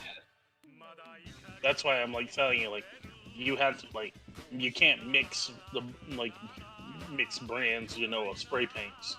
Yeah. Like that, especially like anything where I want to do like any sort of color mixing or layering, I do tend to like want to do test layers on sprue material, on excess sprue material, to make sure it's not an entire mess. Sorry. Like, I do love this blue. It's like one of the best blues that Tamiya makes. Mm-hmm. Especially like if you like get it, just like if you get a picture like with a flash on it, it is a tremendously beautiful color. Yeah. No, I feel you there. Yeah, I might do some experiments with it. Like that's Yeah. the Oh shoot, I wish I had pulled the pictures off already. Actually, I wonder if I can get it'd be too much work to try to do that right now, but I've been doing some experimentation. So I got a new flash, so new flash to go with my new camera. And I've been doing like some test macro photography shots, and I'm really excited to like be able to start doing like new pictures of models and stuff like that. But like right now, while I'm like doing color selection, my big hobby progress goals for this month are: one, to finish the GPO1 FB. I'm sorry. I was like, wait, I was going through my old pictures and I was like, I built a lightning Gundam? Man, I think you built a lot of shit. Yeah. No, as a matter of fact, Jared, I built a lightning Gundam while living with you. Which Did you build I thought you just built a Zeta while living with me. No, I built a lightning Gundam because I just. Oh wow, you right. Oh, I remember this one. I still have that table in my kitchen and those chairs. Nice. Yeah. That table made it to from Habitat Restore to Greensboro to 2 houses in Maryland. So that table doing good. Hey, D, here you go. This is for you. I remember this one too. That was really a dope one. That's a dope build. Like, especially that transformation ability. Hell fucking yes. Yeah, I remember that.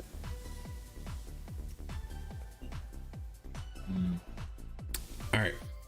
But yeah, so that's sort of my goals. So if I just leave it at like doing, I think I've seen a pearlescent white from Tamiya. Yeah, So- it's called white. It's called white pearl. Here, just a second. I actually used it before. So doing like the high gloss blue with a pearlescent white, and Oh no! This is a thick white. Thick?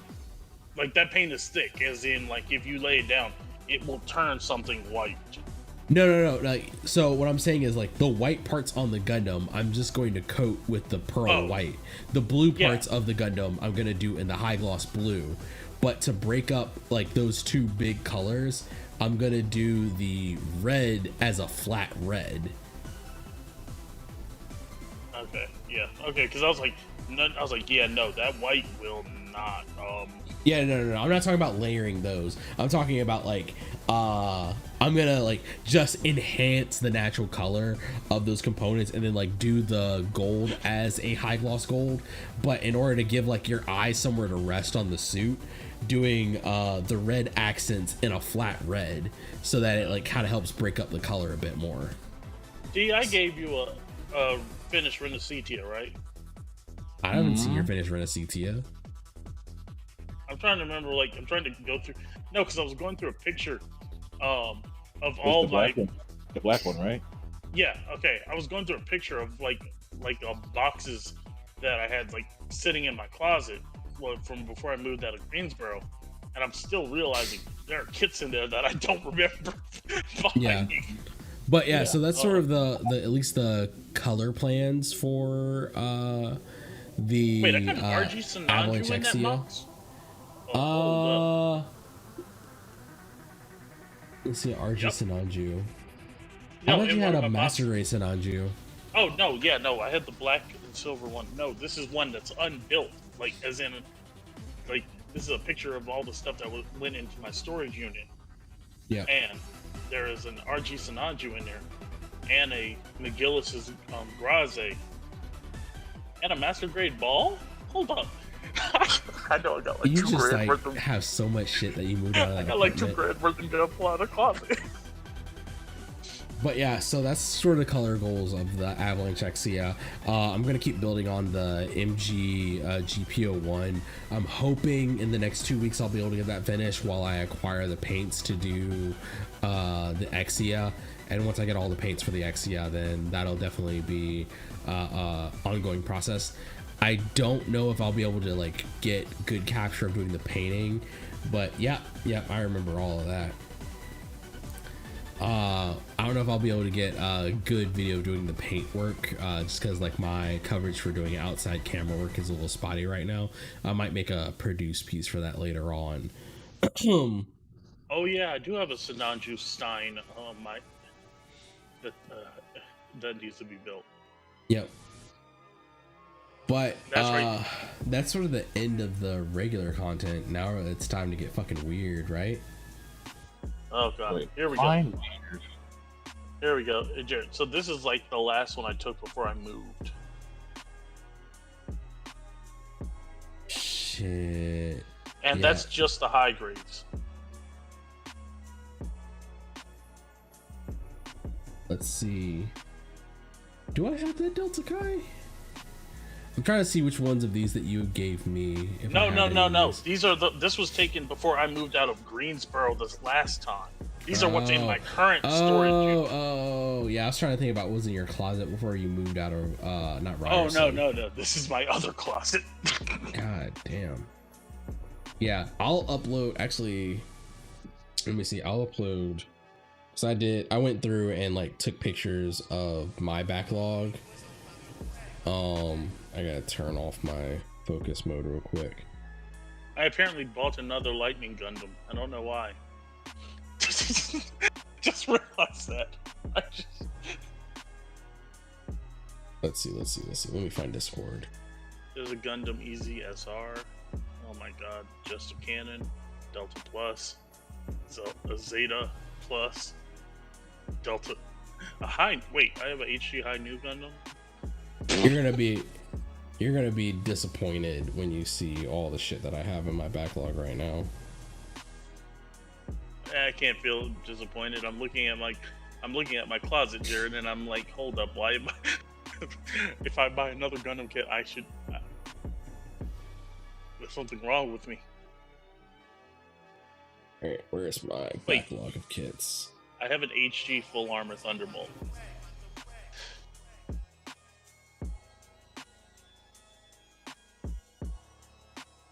This is what happened when I was living next to a hobby store.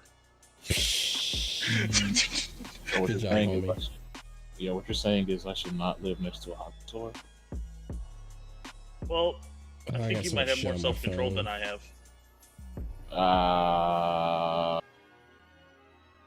For like purchases, maybe. Actually, I don't think Pencil. I've brought this up on stream. Wait, why are you only uploading one picture? Come on now.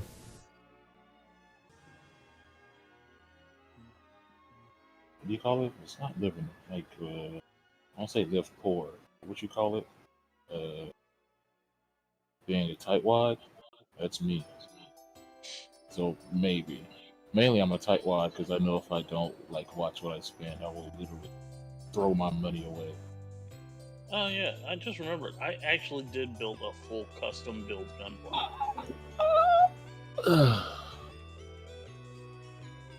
My Delta Stealth. The Delta Stealth. Yeah, that's what I called it. Wait, are you on Are you on Breaker? Or you just No, look- I'm going through my old pictures of my gunpla. Okay. Oh wow. I'm gonna look at that when I get this up. Damn it! I know this is interesting content as I like try to find pictures on my phone, but give me 1 second. I promise it'll be worth it. There you go. Perfectly fine, dog. D. What's up, dude? Yeah, the first the one that I mixed like 4 kits to make. Oh yeah. All right. Let me open Discord. All right, that is pretty dope. Let me let's see. Wait, where did you post that? Oh, It's in general. Okay. In general. Okay, I see it. It's up above.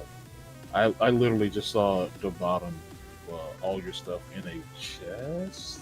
Nah, that's me. That's me. Oh. Oh yeah, I remember this thing. Yeah, and then Jared, I actually took the time to actually make a custom backpack for it. So, Delta Strike So- full armor. I'm gonna get down to those. So actually, that's a really bad picture. I don't even want to talk about that. So this is like my foot locker of Gunpla. Oh god, that's that old HG 100 Epion. Oh yeah, Oh, that one's in the. Okay, this is the one I remember. This one will follow the gun. This one was and Yeah, went up. transport. This is the one I remember. Yeah, not to mention. Oh yeah, so this is where I found the GPO-1 before I started assembling GPO-1. I still have a Nemo, a Victory 2, the HG 100 Epion.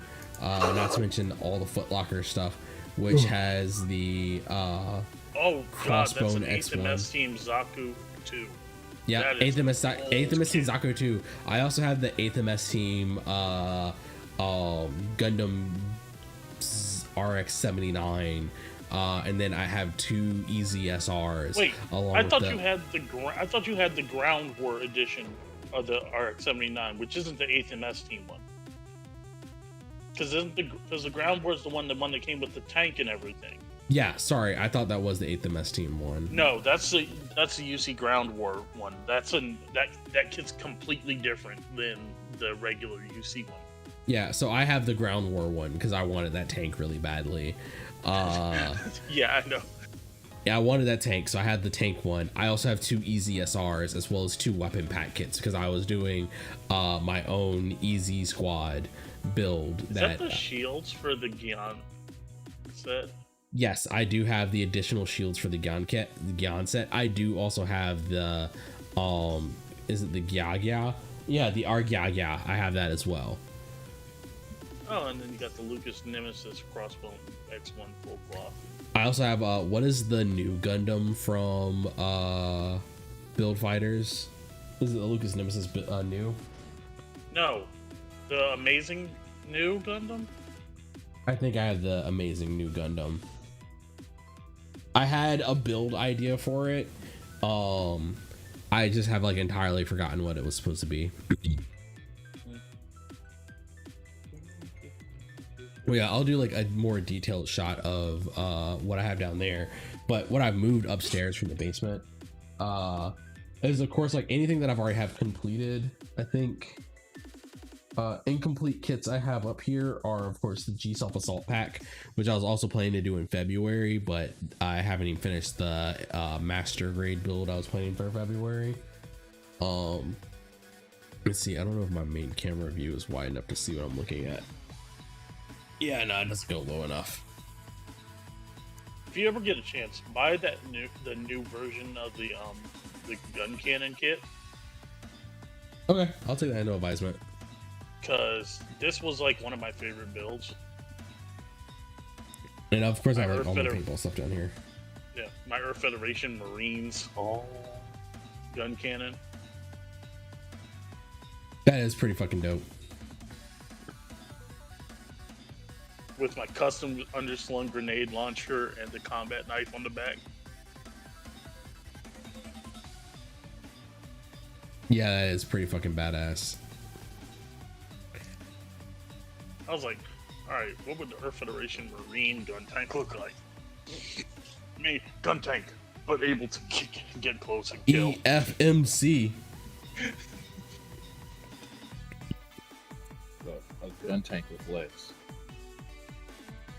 Sorry, gun cannon.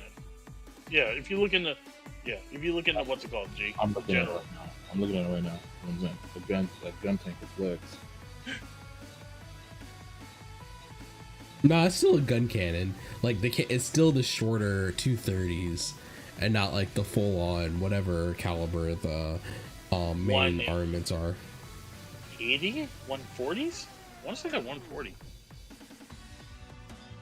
Gun tank. I kind of want to get my hands on one of the gun tank master grade kits, but it's rare. Oh, if I could find one of those, that'd be the shit. Sorry, so the gun cannon ones are 120s on the back. Okay. Oh, so it's 240s on the gun tank. The gun tank is 120. There are two. The main cannons on the back are 120. The gun cannons on the side are main body mounted ones are. Hold up. Sorry, I gotta find the regular gun cannon, not the mass production gun cannon. Okay, the ones on the backpack on the those are 240 millimeters. Okay. Yeah. Cam, I think. What?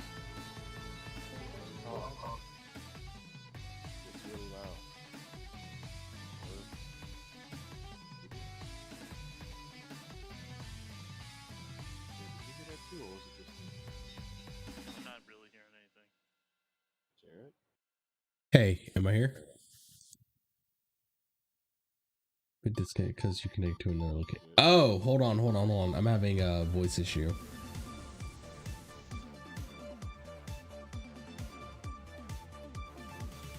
All right, can y'all hear me now? Yeah. I can hear you. Oh, was it no, you? It may have been me. Oh, I know what happened. So for whatever reason, I was using Discord in the tab so I could like bring stuff up on screen and like manage the Discord audio separately. But I ended up connecting to the Discord audio on the website somehow. Excuse me. So the plan was to do a little bit of voice acting theater.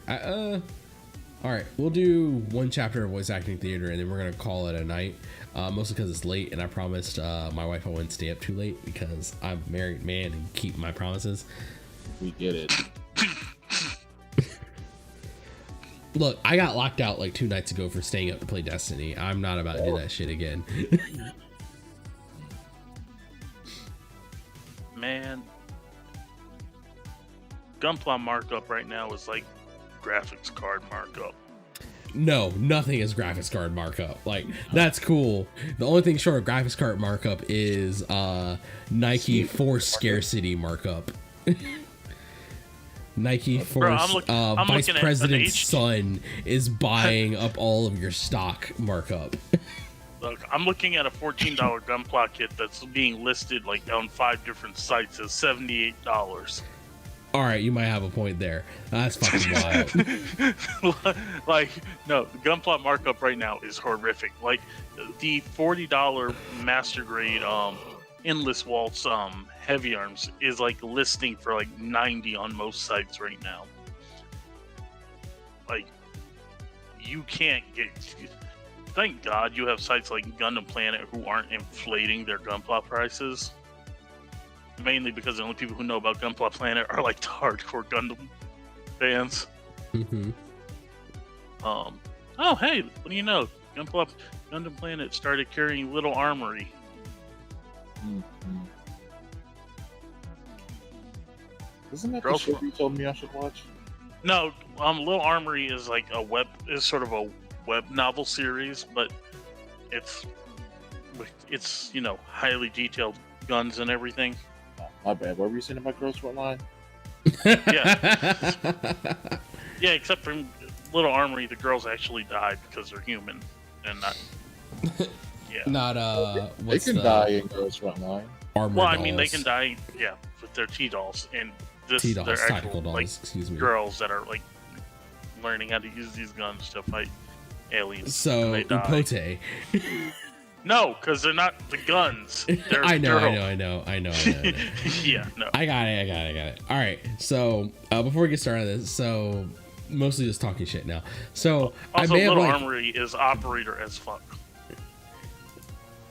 I may have like half talked my way into doing. I mentioned before, like doing production on a racing podcast. So I may like bug you guys if y'all want to like join us to talk racing on a Sunday.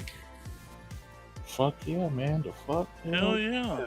Yeah, so it's a F1 fan, just a big American oval track to NASCAR fan, and a WEC fan.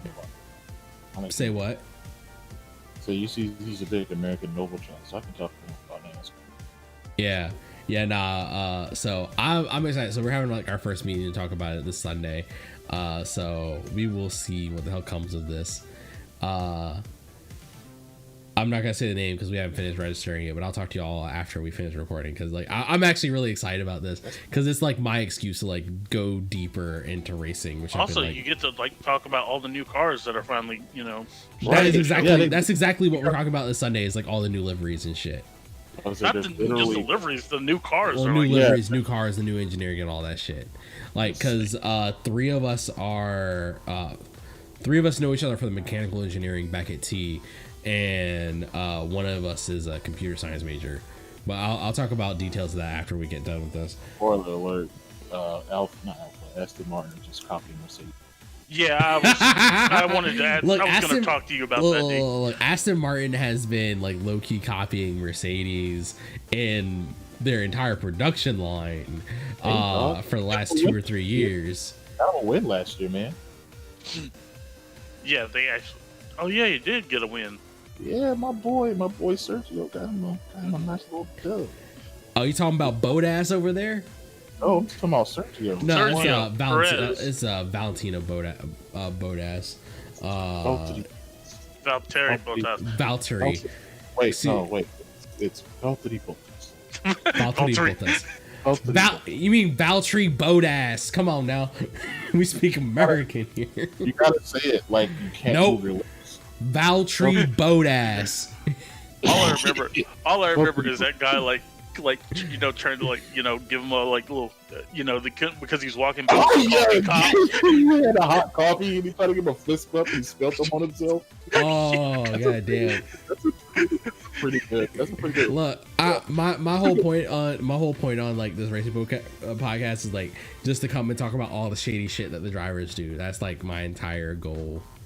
Oh like the shady off track nonsense that all fucking goes down. That's my goal. Look, that's why I'm here. What was it last year or something where the guys from Red Bull got in trouble for like riding the go-karts around like the track? Oh. It was not the like actual track itself, but like the little like the paddock area, like the drivers from like Red Bull were like driving like the little go-karts around the paddock area, like weaving through people and shit. I just remember Toto and like some other Mercedes representative under mopeds, and then Toto got in trouble with his wife because he had had a lady holding on to him or whatever. Yeah, that's what I'm here for. That's what I'm here for. I'm here for going fast and getting ass. Let's go. Yes, sir. That's just. Oh man, we didn't even talk about NASCAR yet. Great. Bruh. Bruh, this that accident in Daytona. This man looked up like, I got out of that. Joey and Brad, we gonna kill him. I normally don't like these memes, but he literally just said, "I like your lead, G," and just wrecked it. They're like Joey Lomagano's got this one in the bag. Wait, we got it. Wait, I'm sorry. Wait, what was the waifu rap song that you told me about? I cannot remember the name. There's That's My Bae by Slick or Waifu by Game Boy Jones. All right. After we do this, I do have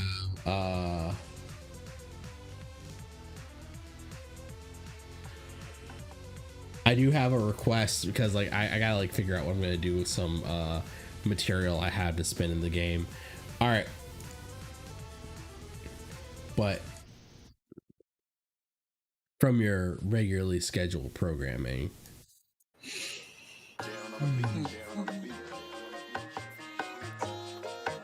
Bum, bum, bum, bum. Did you really think you were slick? No Toberdora, be your perfect couple. Uzaki-chan, she came over to cuddle.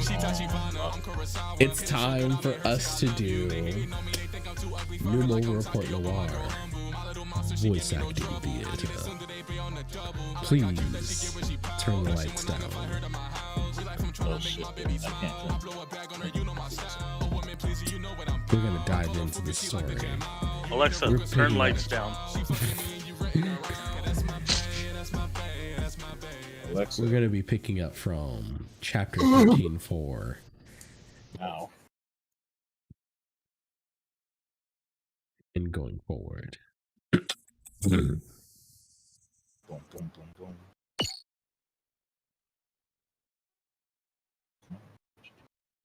Tatsuki.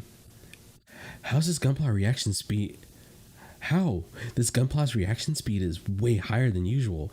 Is it the AI support or the new GUNPLA's capabilities? And if you don't remember, Tatsuki's testing out what they added her mobile suit in as a build project. It's Zero system, not any I think we thought it was like the Hades system or something like that. They call it the Zero system in her mobile suit's build out. And her suit is called the Grindel. But more than that, this is... Oh no, she fell out. Abort the test! Numata, stop it! I already did. Still seems to be too much of strain on the brain. I was gonna say Let's call it a day.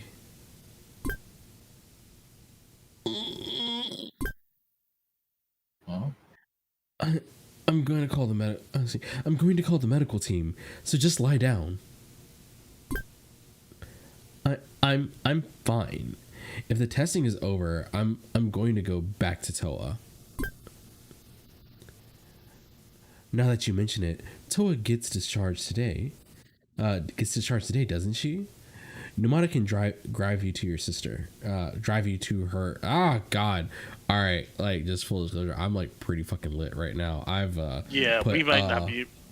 I put a pretty good dent in this bottle, so I'm gonna get through this. No, y'all just gonna get these drunken line reads. Fuck it. Oh God. Dude, it's fine, man. Numata can drive you to her hospital.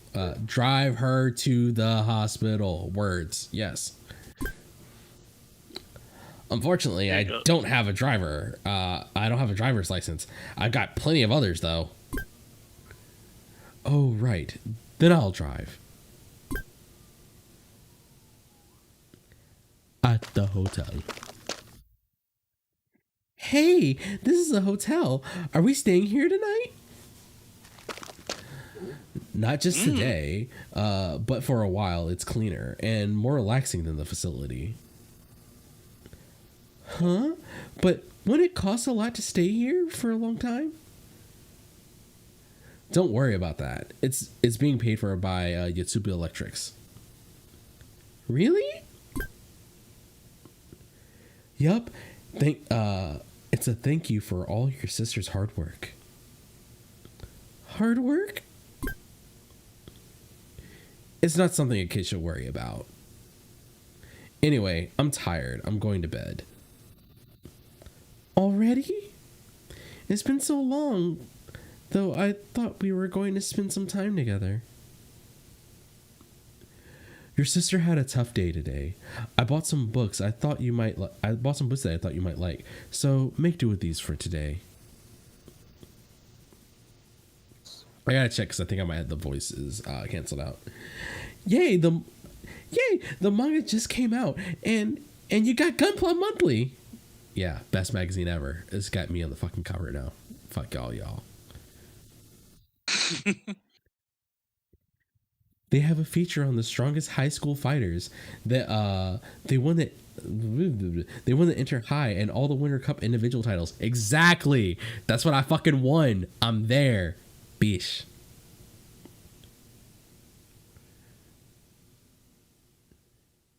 Which is impressive, but if Tatsuki had gone to high school, she would have been the one with all the trophies. I may have gotten the wrong voice for that one. This is a mistake. I'm not interested in I'm not interested in any battles that won't prove I'm the strongest. That's right. Prove you're the strongest so that you and Toa can be free. That's always been the goal in life. Wait, be free from what? Like, what the fuck kind of Faustian deal has old girl signed her and her sister up for? Like, I know she's doing a lot of this for like her sister's health so that she can get like medical coverage, but like this is bullshit. Like, how is she in Japan's like medical system where like they have better insurance than we do in America, and she acting like she in the US and gotta like mortgage her fucking soul over healthcare? Hey, the guy on the cover is your soulmate. What did I fucking say? What did I say? I'm on the cover, bitch. Come on, get that shit. Take that. Bad boy Gunpla. Dirty Japan. Fuck yeah. Stop that. Please don't. Only guy. Nah, you won't get all this. Soulmate? What soulmate? I haven't heard anything about this. What's this about, Tatsuki? Oh shit. Alright, I gotta answer for Tatsuki now. It's stupid. It's a long story. I'm not telling. Are you turning into a gossiping old lady? I think gossiping old lady lines feels more like Tatsuki. That's pretty real. So gossiping old lady, is that the vibe? Yeah. Yeah. Girl, you're holding a grudge from the testing earlier, aren't you? Whatever. Can't stay awake.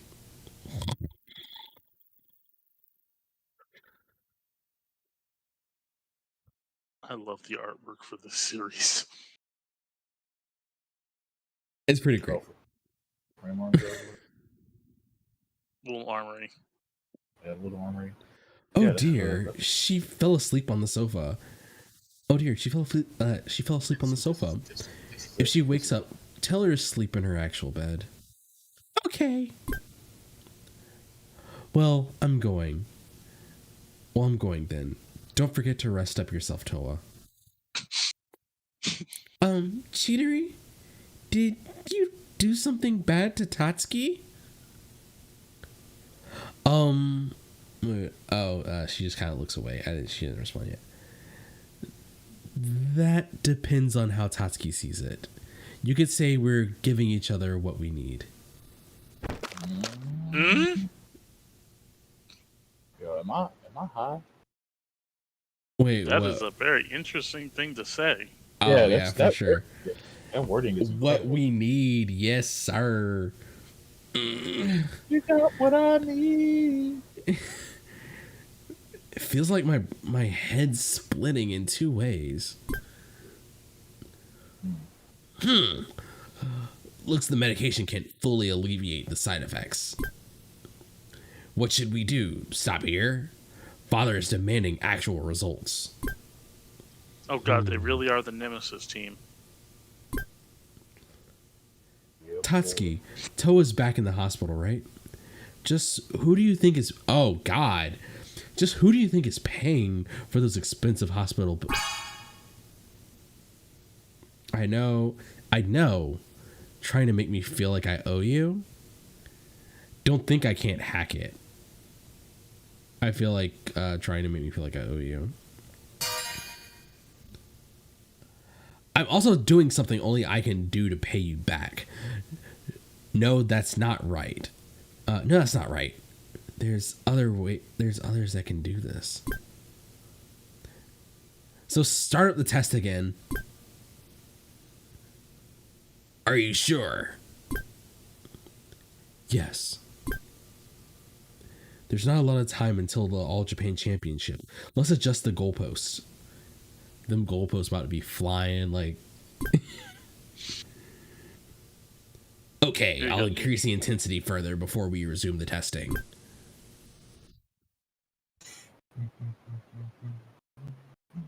Oh. So we got 8 days. Hey, D? What's up, man? Look what's on the front page of the Little Armory website right now. I want to see this. I'm curious. I got a curious mind. Continue your. Yeah. No, I'm about to do some battles. So I gotta say, where's all my shit go? Where'd you post it? I'm posting it now. Okay. All right, let's get these battles out of the way. Oh shit. Here we go.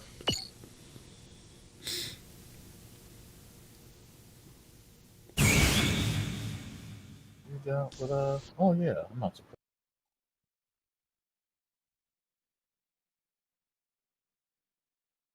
Wait. Oh wait, I think they announced this a while back. Oh, this is Little Armory X Girls Front Line. Yeah, I think this was announced.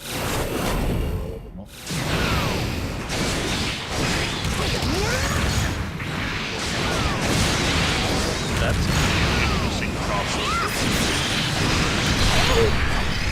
Hi. Hello, from Little Armory.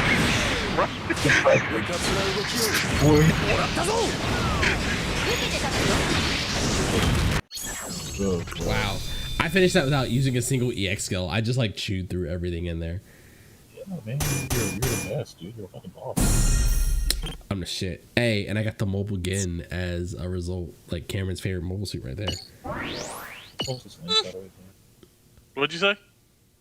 Can you post the link, by the way? Yeah, to the website? Yeah. Yeah. All right, I think we'll do one more chapter. I think I got like 2 more battles, and then we'll do one more chapter. Oh, cool. Also, just it seems like so they're doing a crossover in the game, but they're also doing Girls Frontline releases of the Little Armory guns.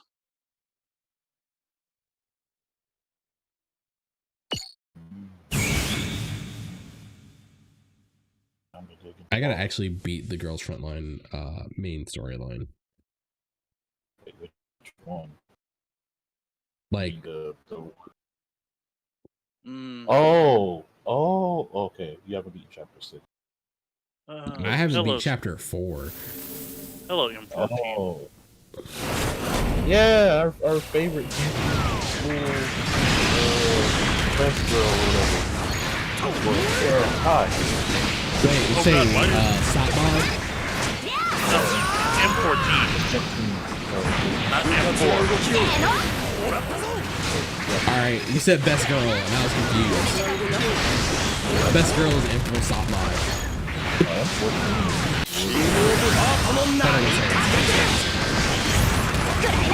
Why does G11 look so depressed? She's not depressed, she's just sleepy. Wait, who's not depressed but sleepy? G11. G11. I don't see G11 in what you posted. No, I'm posting it now. Just let me dog. I'm tired. Yeah, nah, G11 is always tired, but nah, G11 is not best girl. M14 is M14 is just like one of the. G11, why am I here? Why? Why won't you let me rest? Just let me sleep. To be fair, she never gets to like chill out because 45 has a death wish, canonically speaking. So.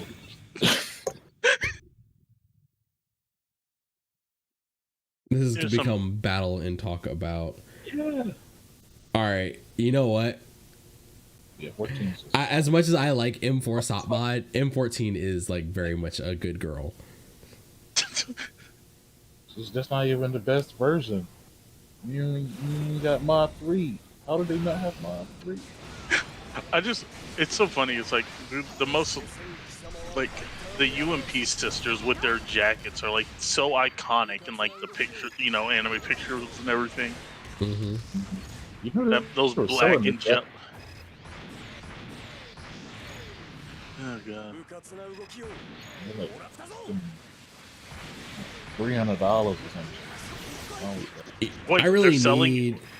They're selling 9 and 45's jackets. Yeah, they had the jackets. Oh god. You know what I really need? I need them to do a M14 EWS variant.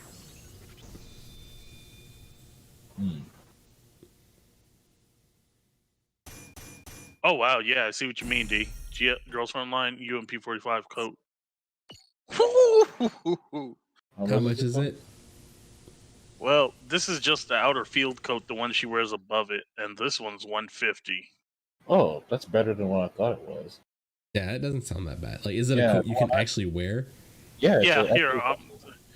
So this is just the outer coat one. So I've seen this picture, but this isn't the other one. Do they make it in husky nigga sizes? That's the real question. I think so. I think they got them in big nigga sizes. That's why I was like contemplating spending the money.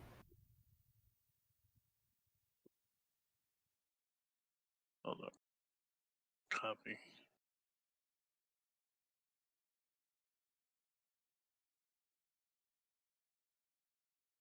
Oh my goodness. Excuse me. She's got that coat, and then there's the other one. Official UMP jacket. Yep, that's the one.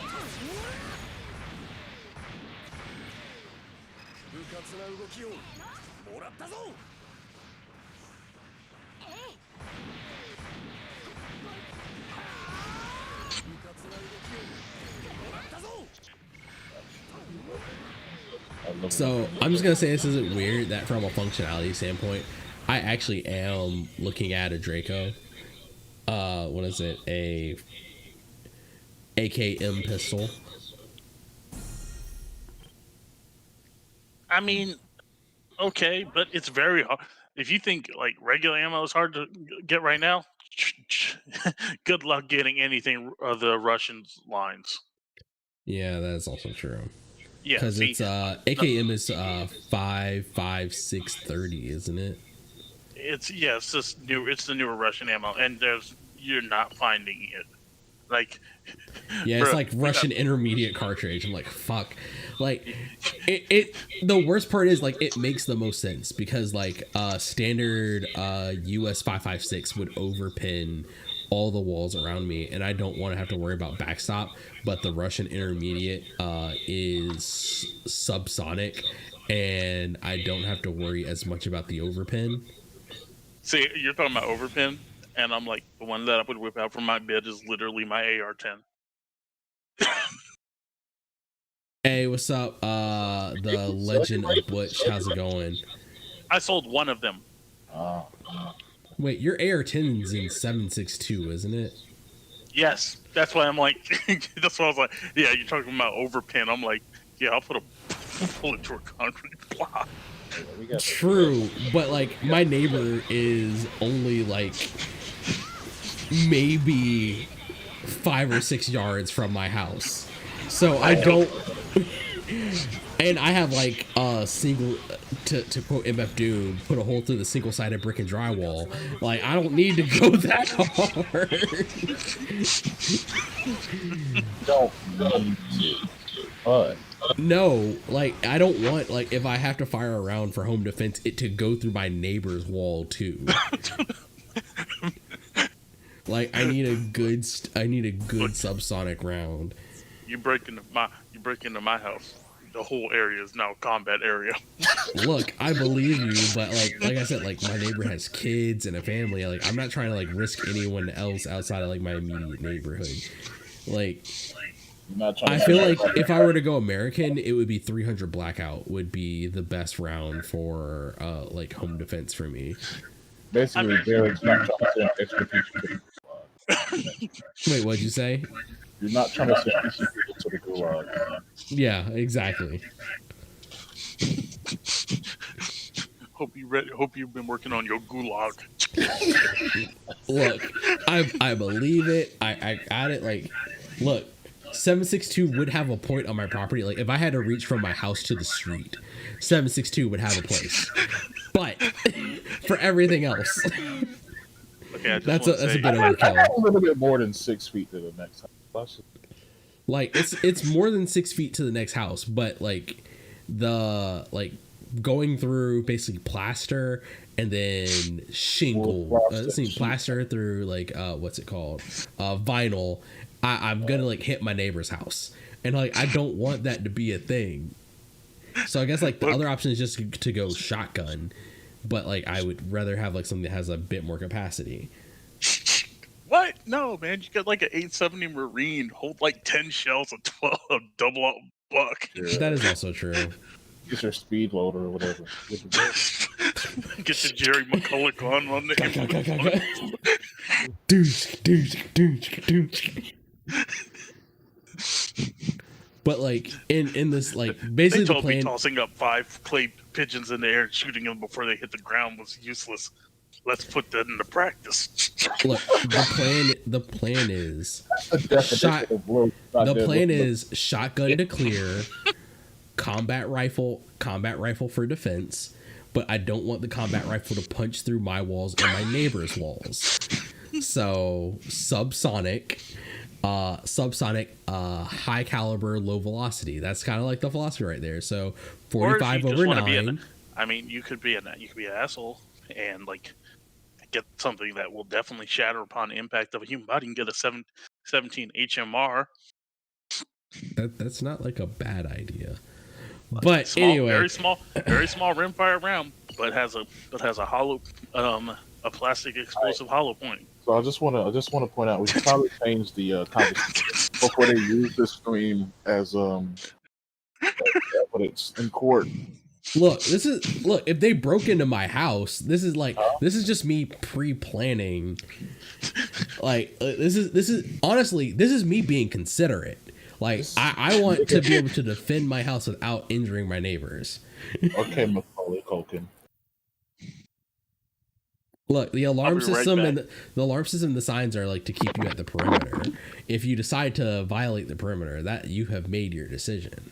There's still some landmines. Nah, that is actually illegal.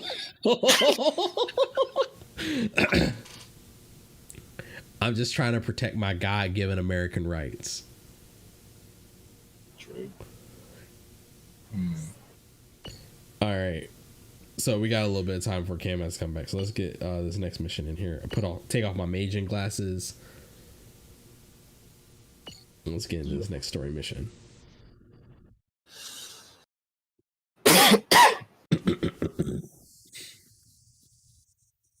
Conscious level declining.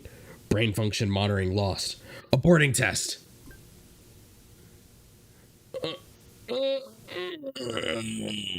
I can't like do. Hey, thank you very. Oh, this is just you. Whatever, D. Whatever. Yeah. Sorry, I forgot to do it earlier. I got excited. I was like, "Oh, thank you," and like, no, just you being late with the share. It's me being like, just color people timing for sharing. Yeah. Drink this. It's a sedative. When you feel a little better, we'll take you back to the hotel. Returning to the hotel. All I'm saying, Jared, is you got to be able to fall back to the emplaced gun at the top of the stairs. Shut up. We're not doing it. No. Excuse me. Do you mean the cannon with the grape shot? Stop. No, we're not. We're not. Not involved in this shit. I'm just like what? I just want to protect. I want to protect my home like the founding fathers intended. Please. What was it? What did Heavenly say? If someone calls me a what, I'm turning around because there's nothing in there good for me. Yeah,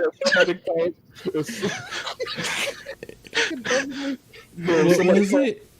If somebody calls me a ruffian, I'm just gonna be in this house. I'm stealing at all. Turn about, you ruffians! Oh yeah, I shoot my pistol at him, but it misses the smooth forward.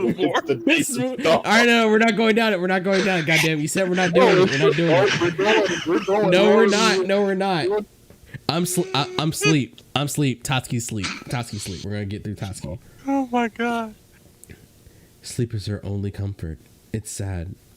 Not that someone forcing her to do this has any room to comment. No, you don't. You horrible, horrible person. So they saying canonically, depression naps are her only escape? No, her. What is it? Her trauma-induced naps are her only comfort. So depression naps, got you. Oh god. Hey, dude. Last month's Gunpla monthly is all torn up. But she didn't throw it away. When she just doesn't like you and she just starts screwing on the suppressor. Bro, to be envious of kids your own age for having like you were robbed of and having to hold that rage. We're one and the same. Oh my god. I know we're the same, and yet I keep making her take the harder path despite there being other paths available. Look, if I could have a maid that would, like, in a pinch grab a G36, do you know, like, how great I would feel? G36 Mark 3. It's honest to God. Rebecca-san, get the strap. Mate whips out G36 from underdress. Let's fucking roll. I'm not asking for forgiveness. This is just all I can do.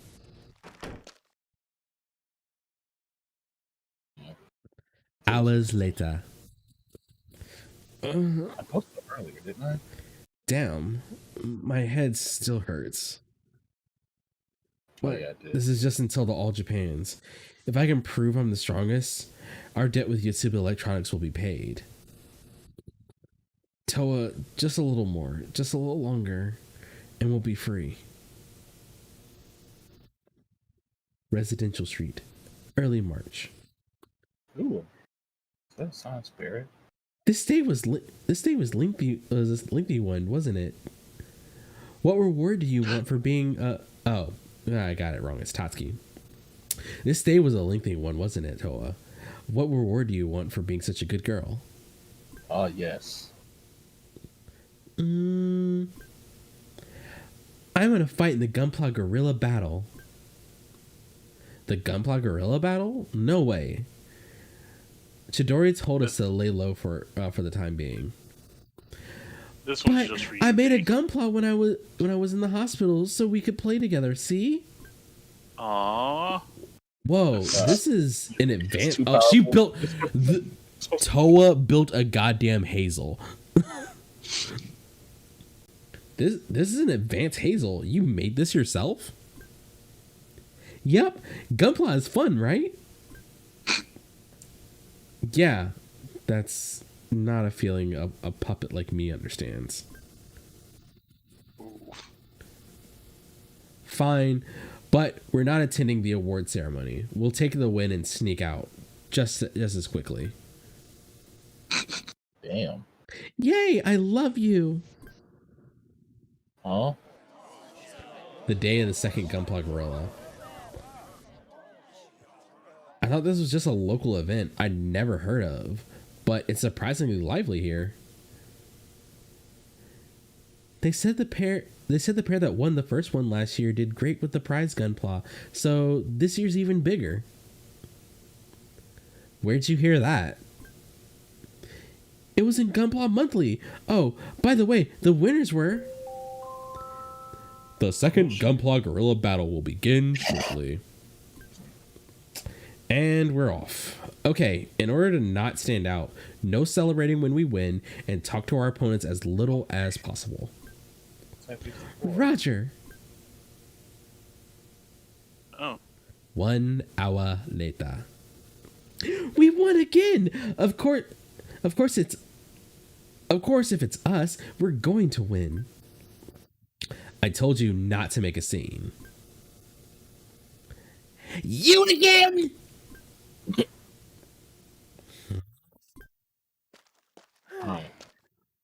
Whatever.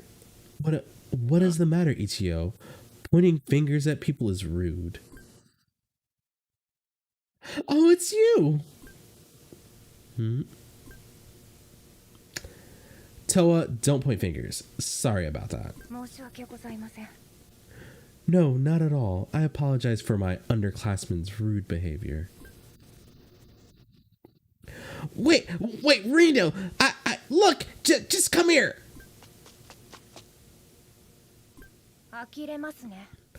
What is this all about, Ichio? I'm trying to tell you, it's her from the cultural festival. She beat all our AIs with a GM. Oh, she did. How wonderful.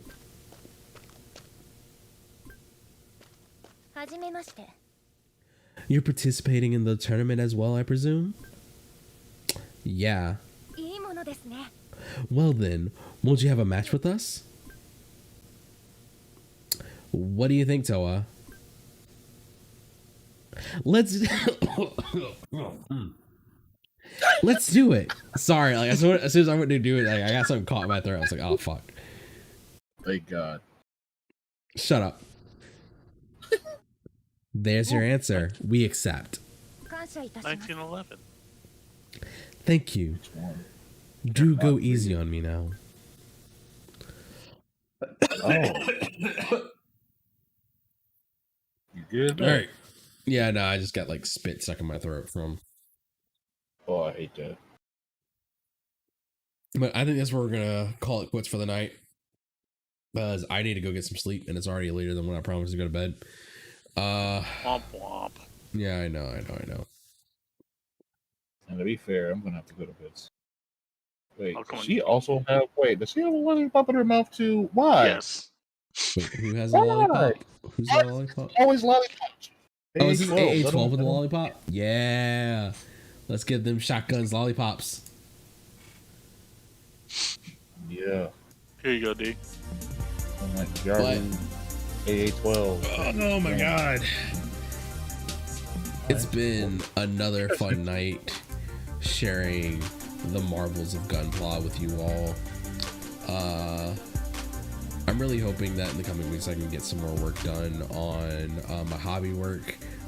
Maybe start Gunpla, voice acting theater at a less obscene hour so that I can share this story with you all, because like what's the point when like we aren't here to have these fun times together. So shout out to everyone that joined us in the chat. Shout out to everyone that's hanging out on our Discord server. Feel free to jump in on the Discord stuff. All the links and stuff are below. We do this every week, starting roughly 8 p.m. give or take CP time. CP time, dog. We don't. Oh, so you had the characters D from the website? This time it was my fault though. It was D's fault this time. We were here. We was here. We was out here. We was waiting for y'all to come and chat and have a good time. But y'all want to help out, my birthday is this Saturday, so come join the Discord community. Come check out like any of the wish lists I got. help me to help you, give you enriching content. But until then, y'all stay golden, stay shiny, watch your 6. Make sure to keep an eye out for the over penetration, and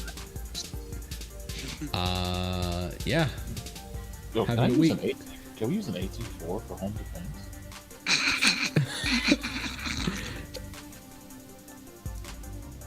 I don't know, homie. Oh my god, where the hell's my ending card? I should have pulled this up while I was talking. I'm so good at this. Nothing like an AT4, or maybe wait, no, it'll have to be mounted. You can use mounted weapons, right? But a wire guided BGM or something. Is that good? Y'all have a good week. You can't conceal Take care. carry it. Be safe. Runs into the garage and rides up the garage door, just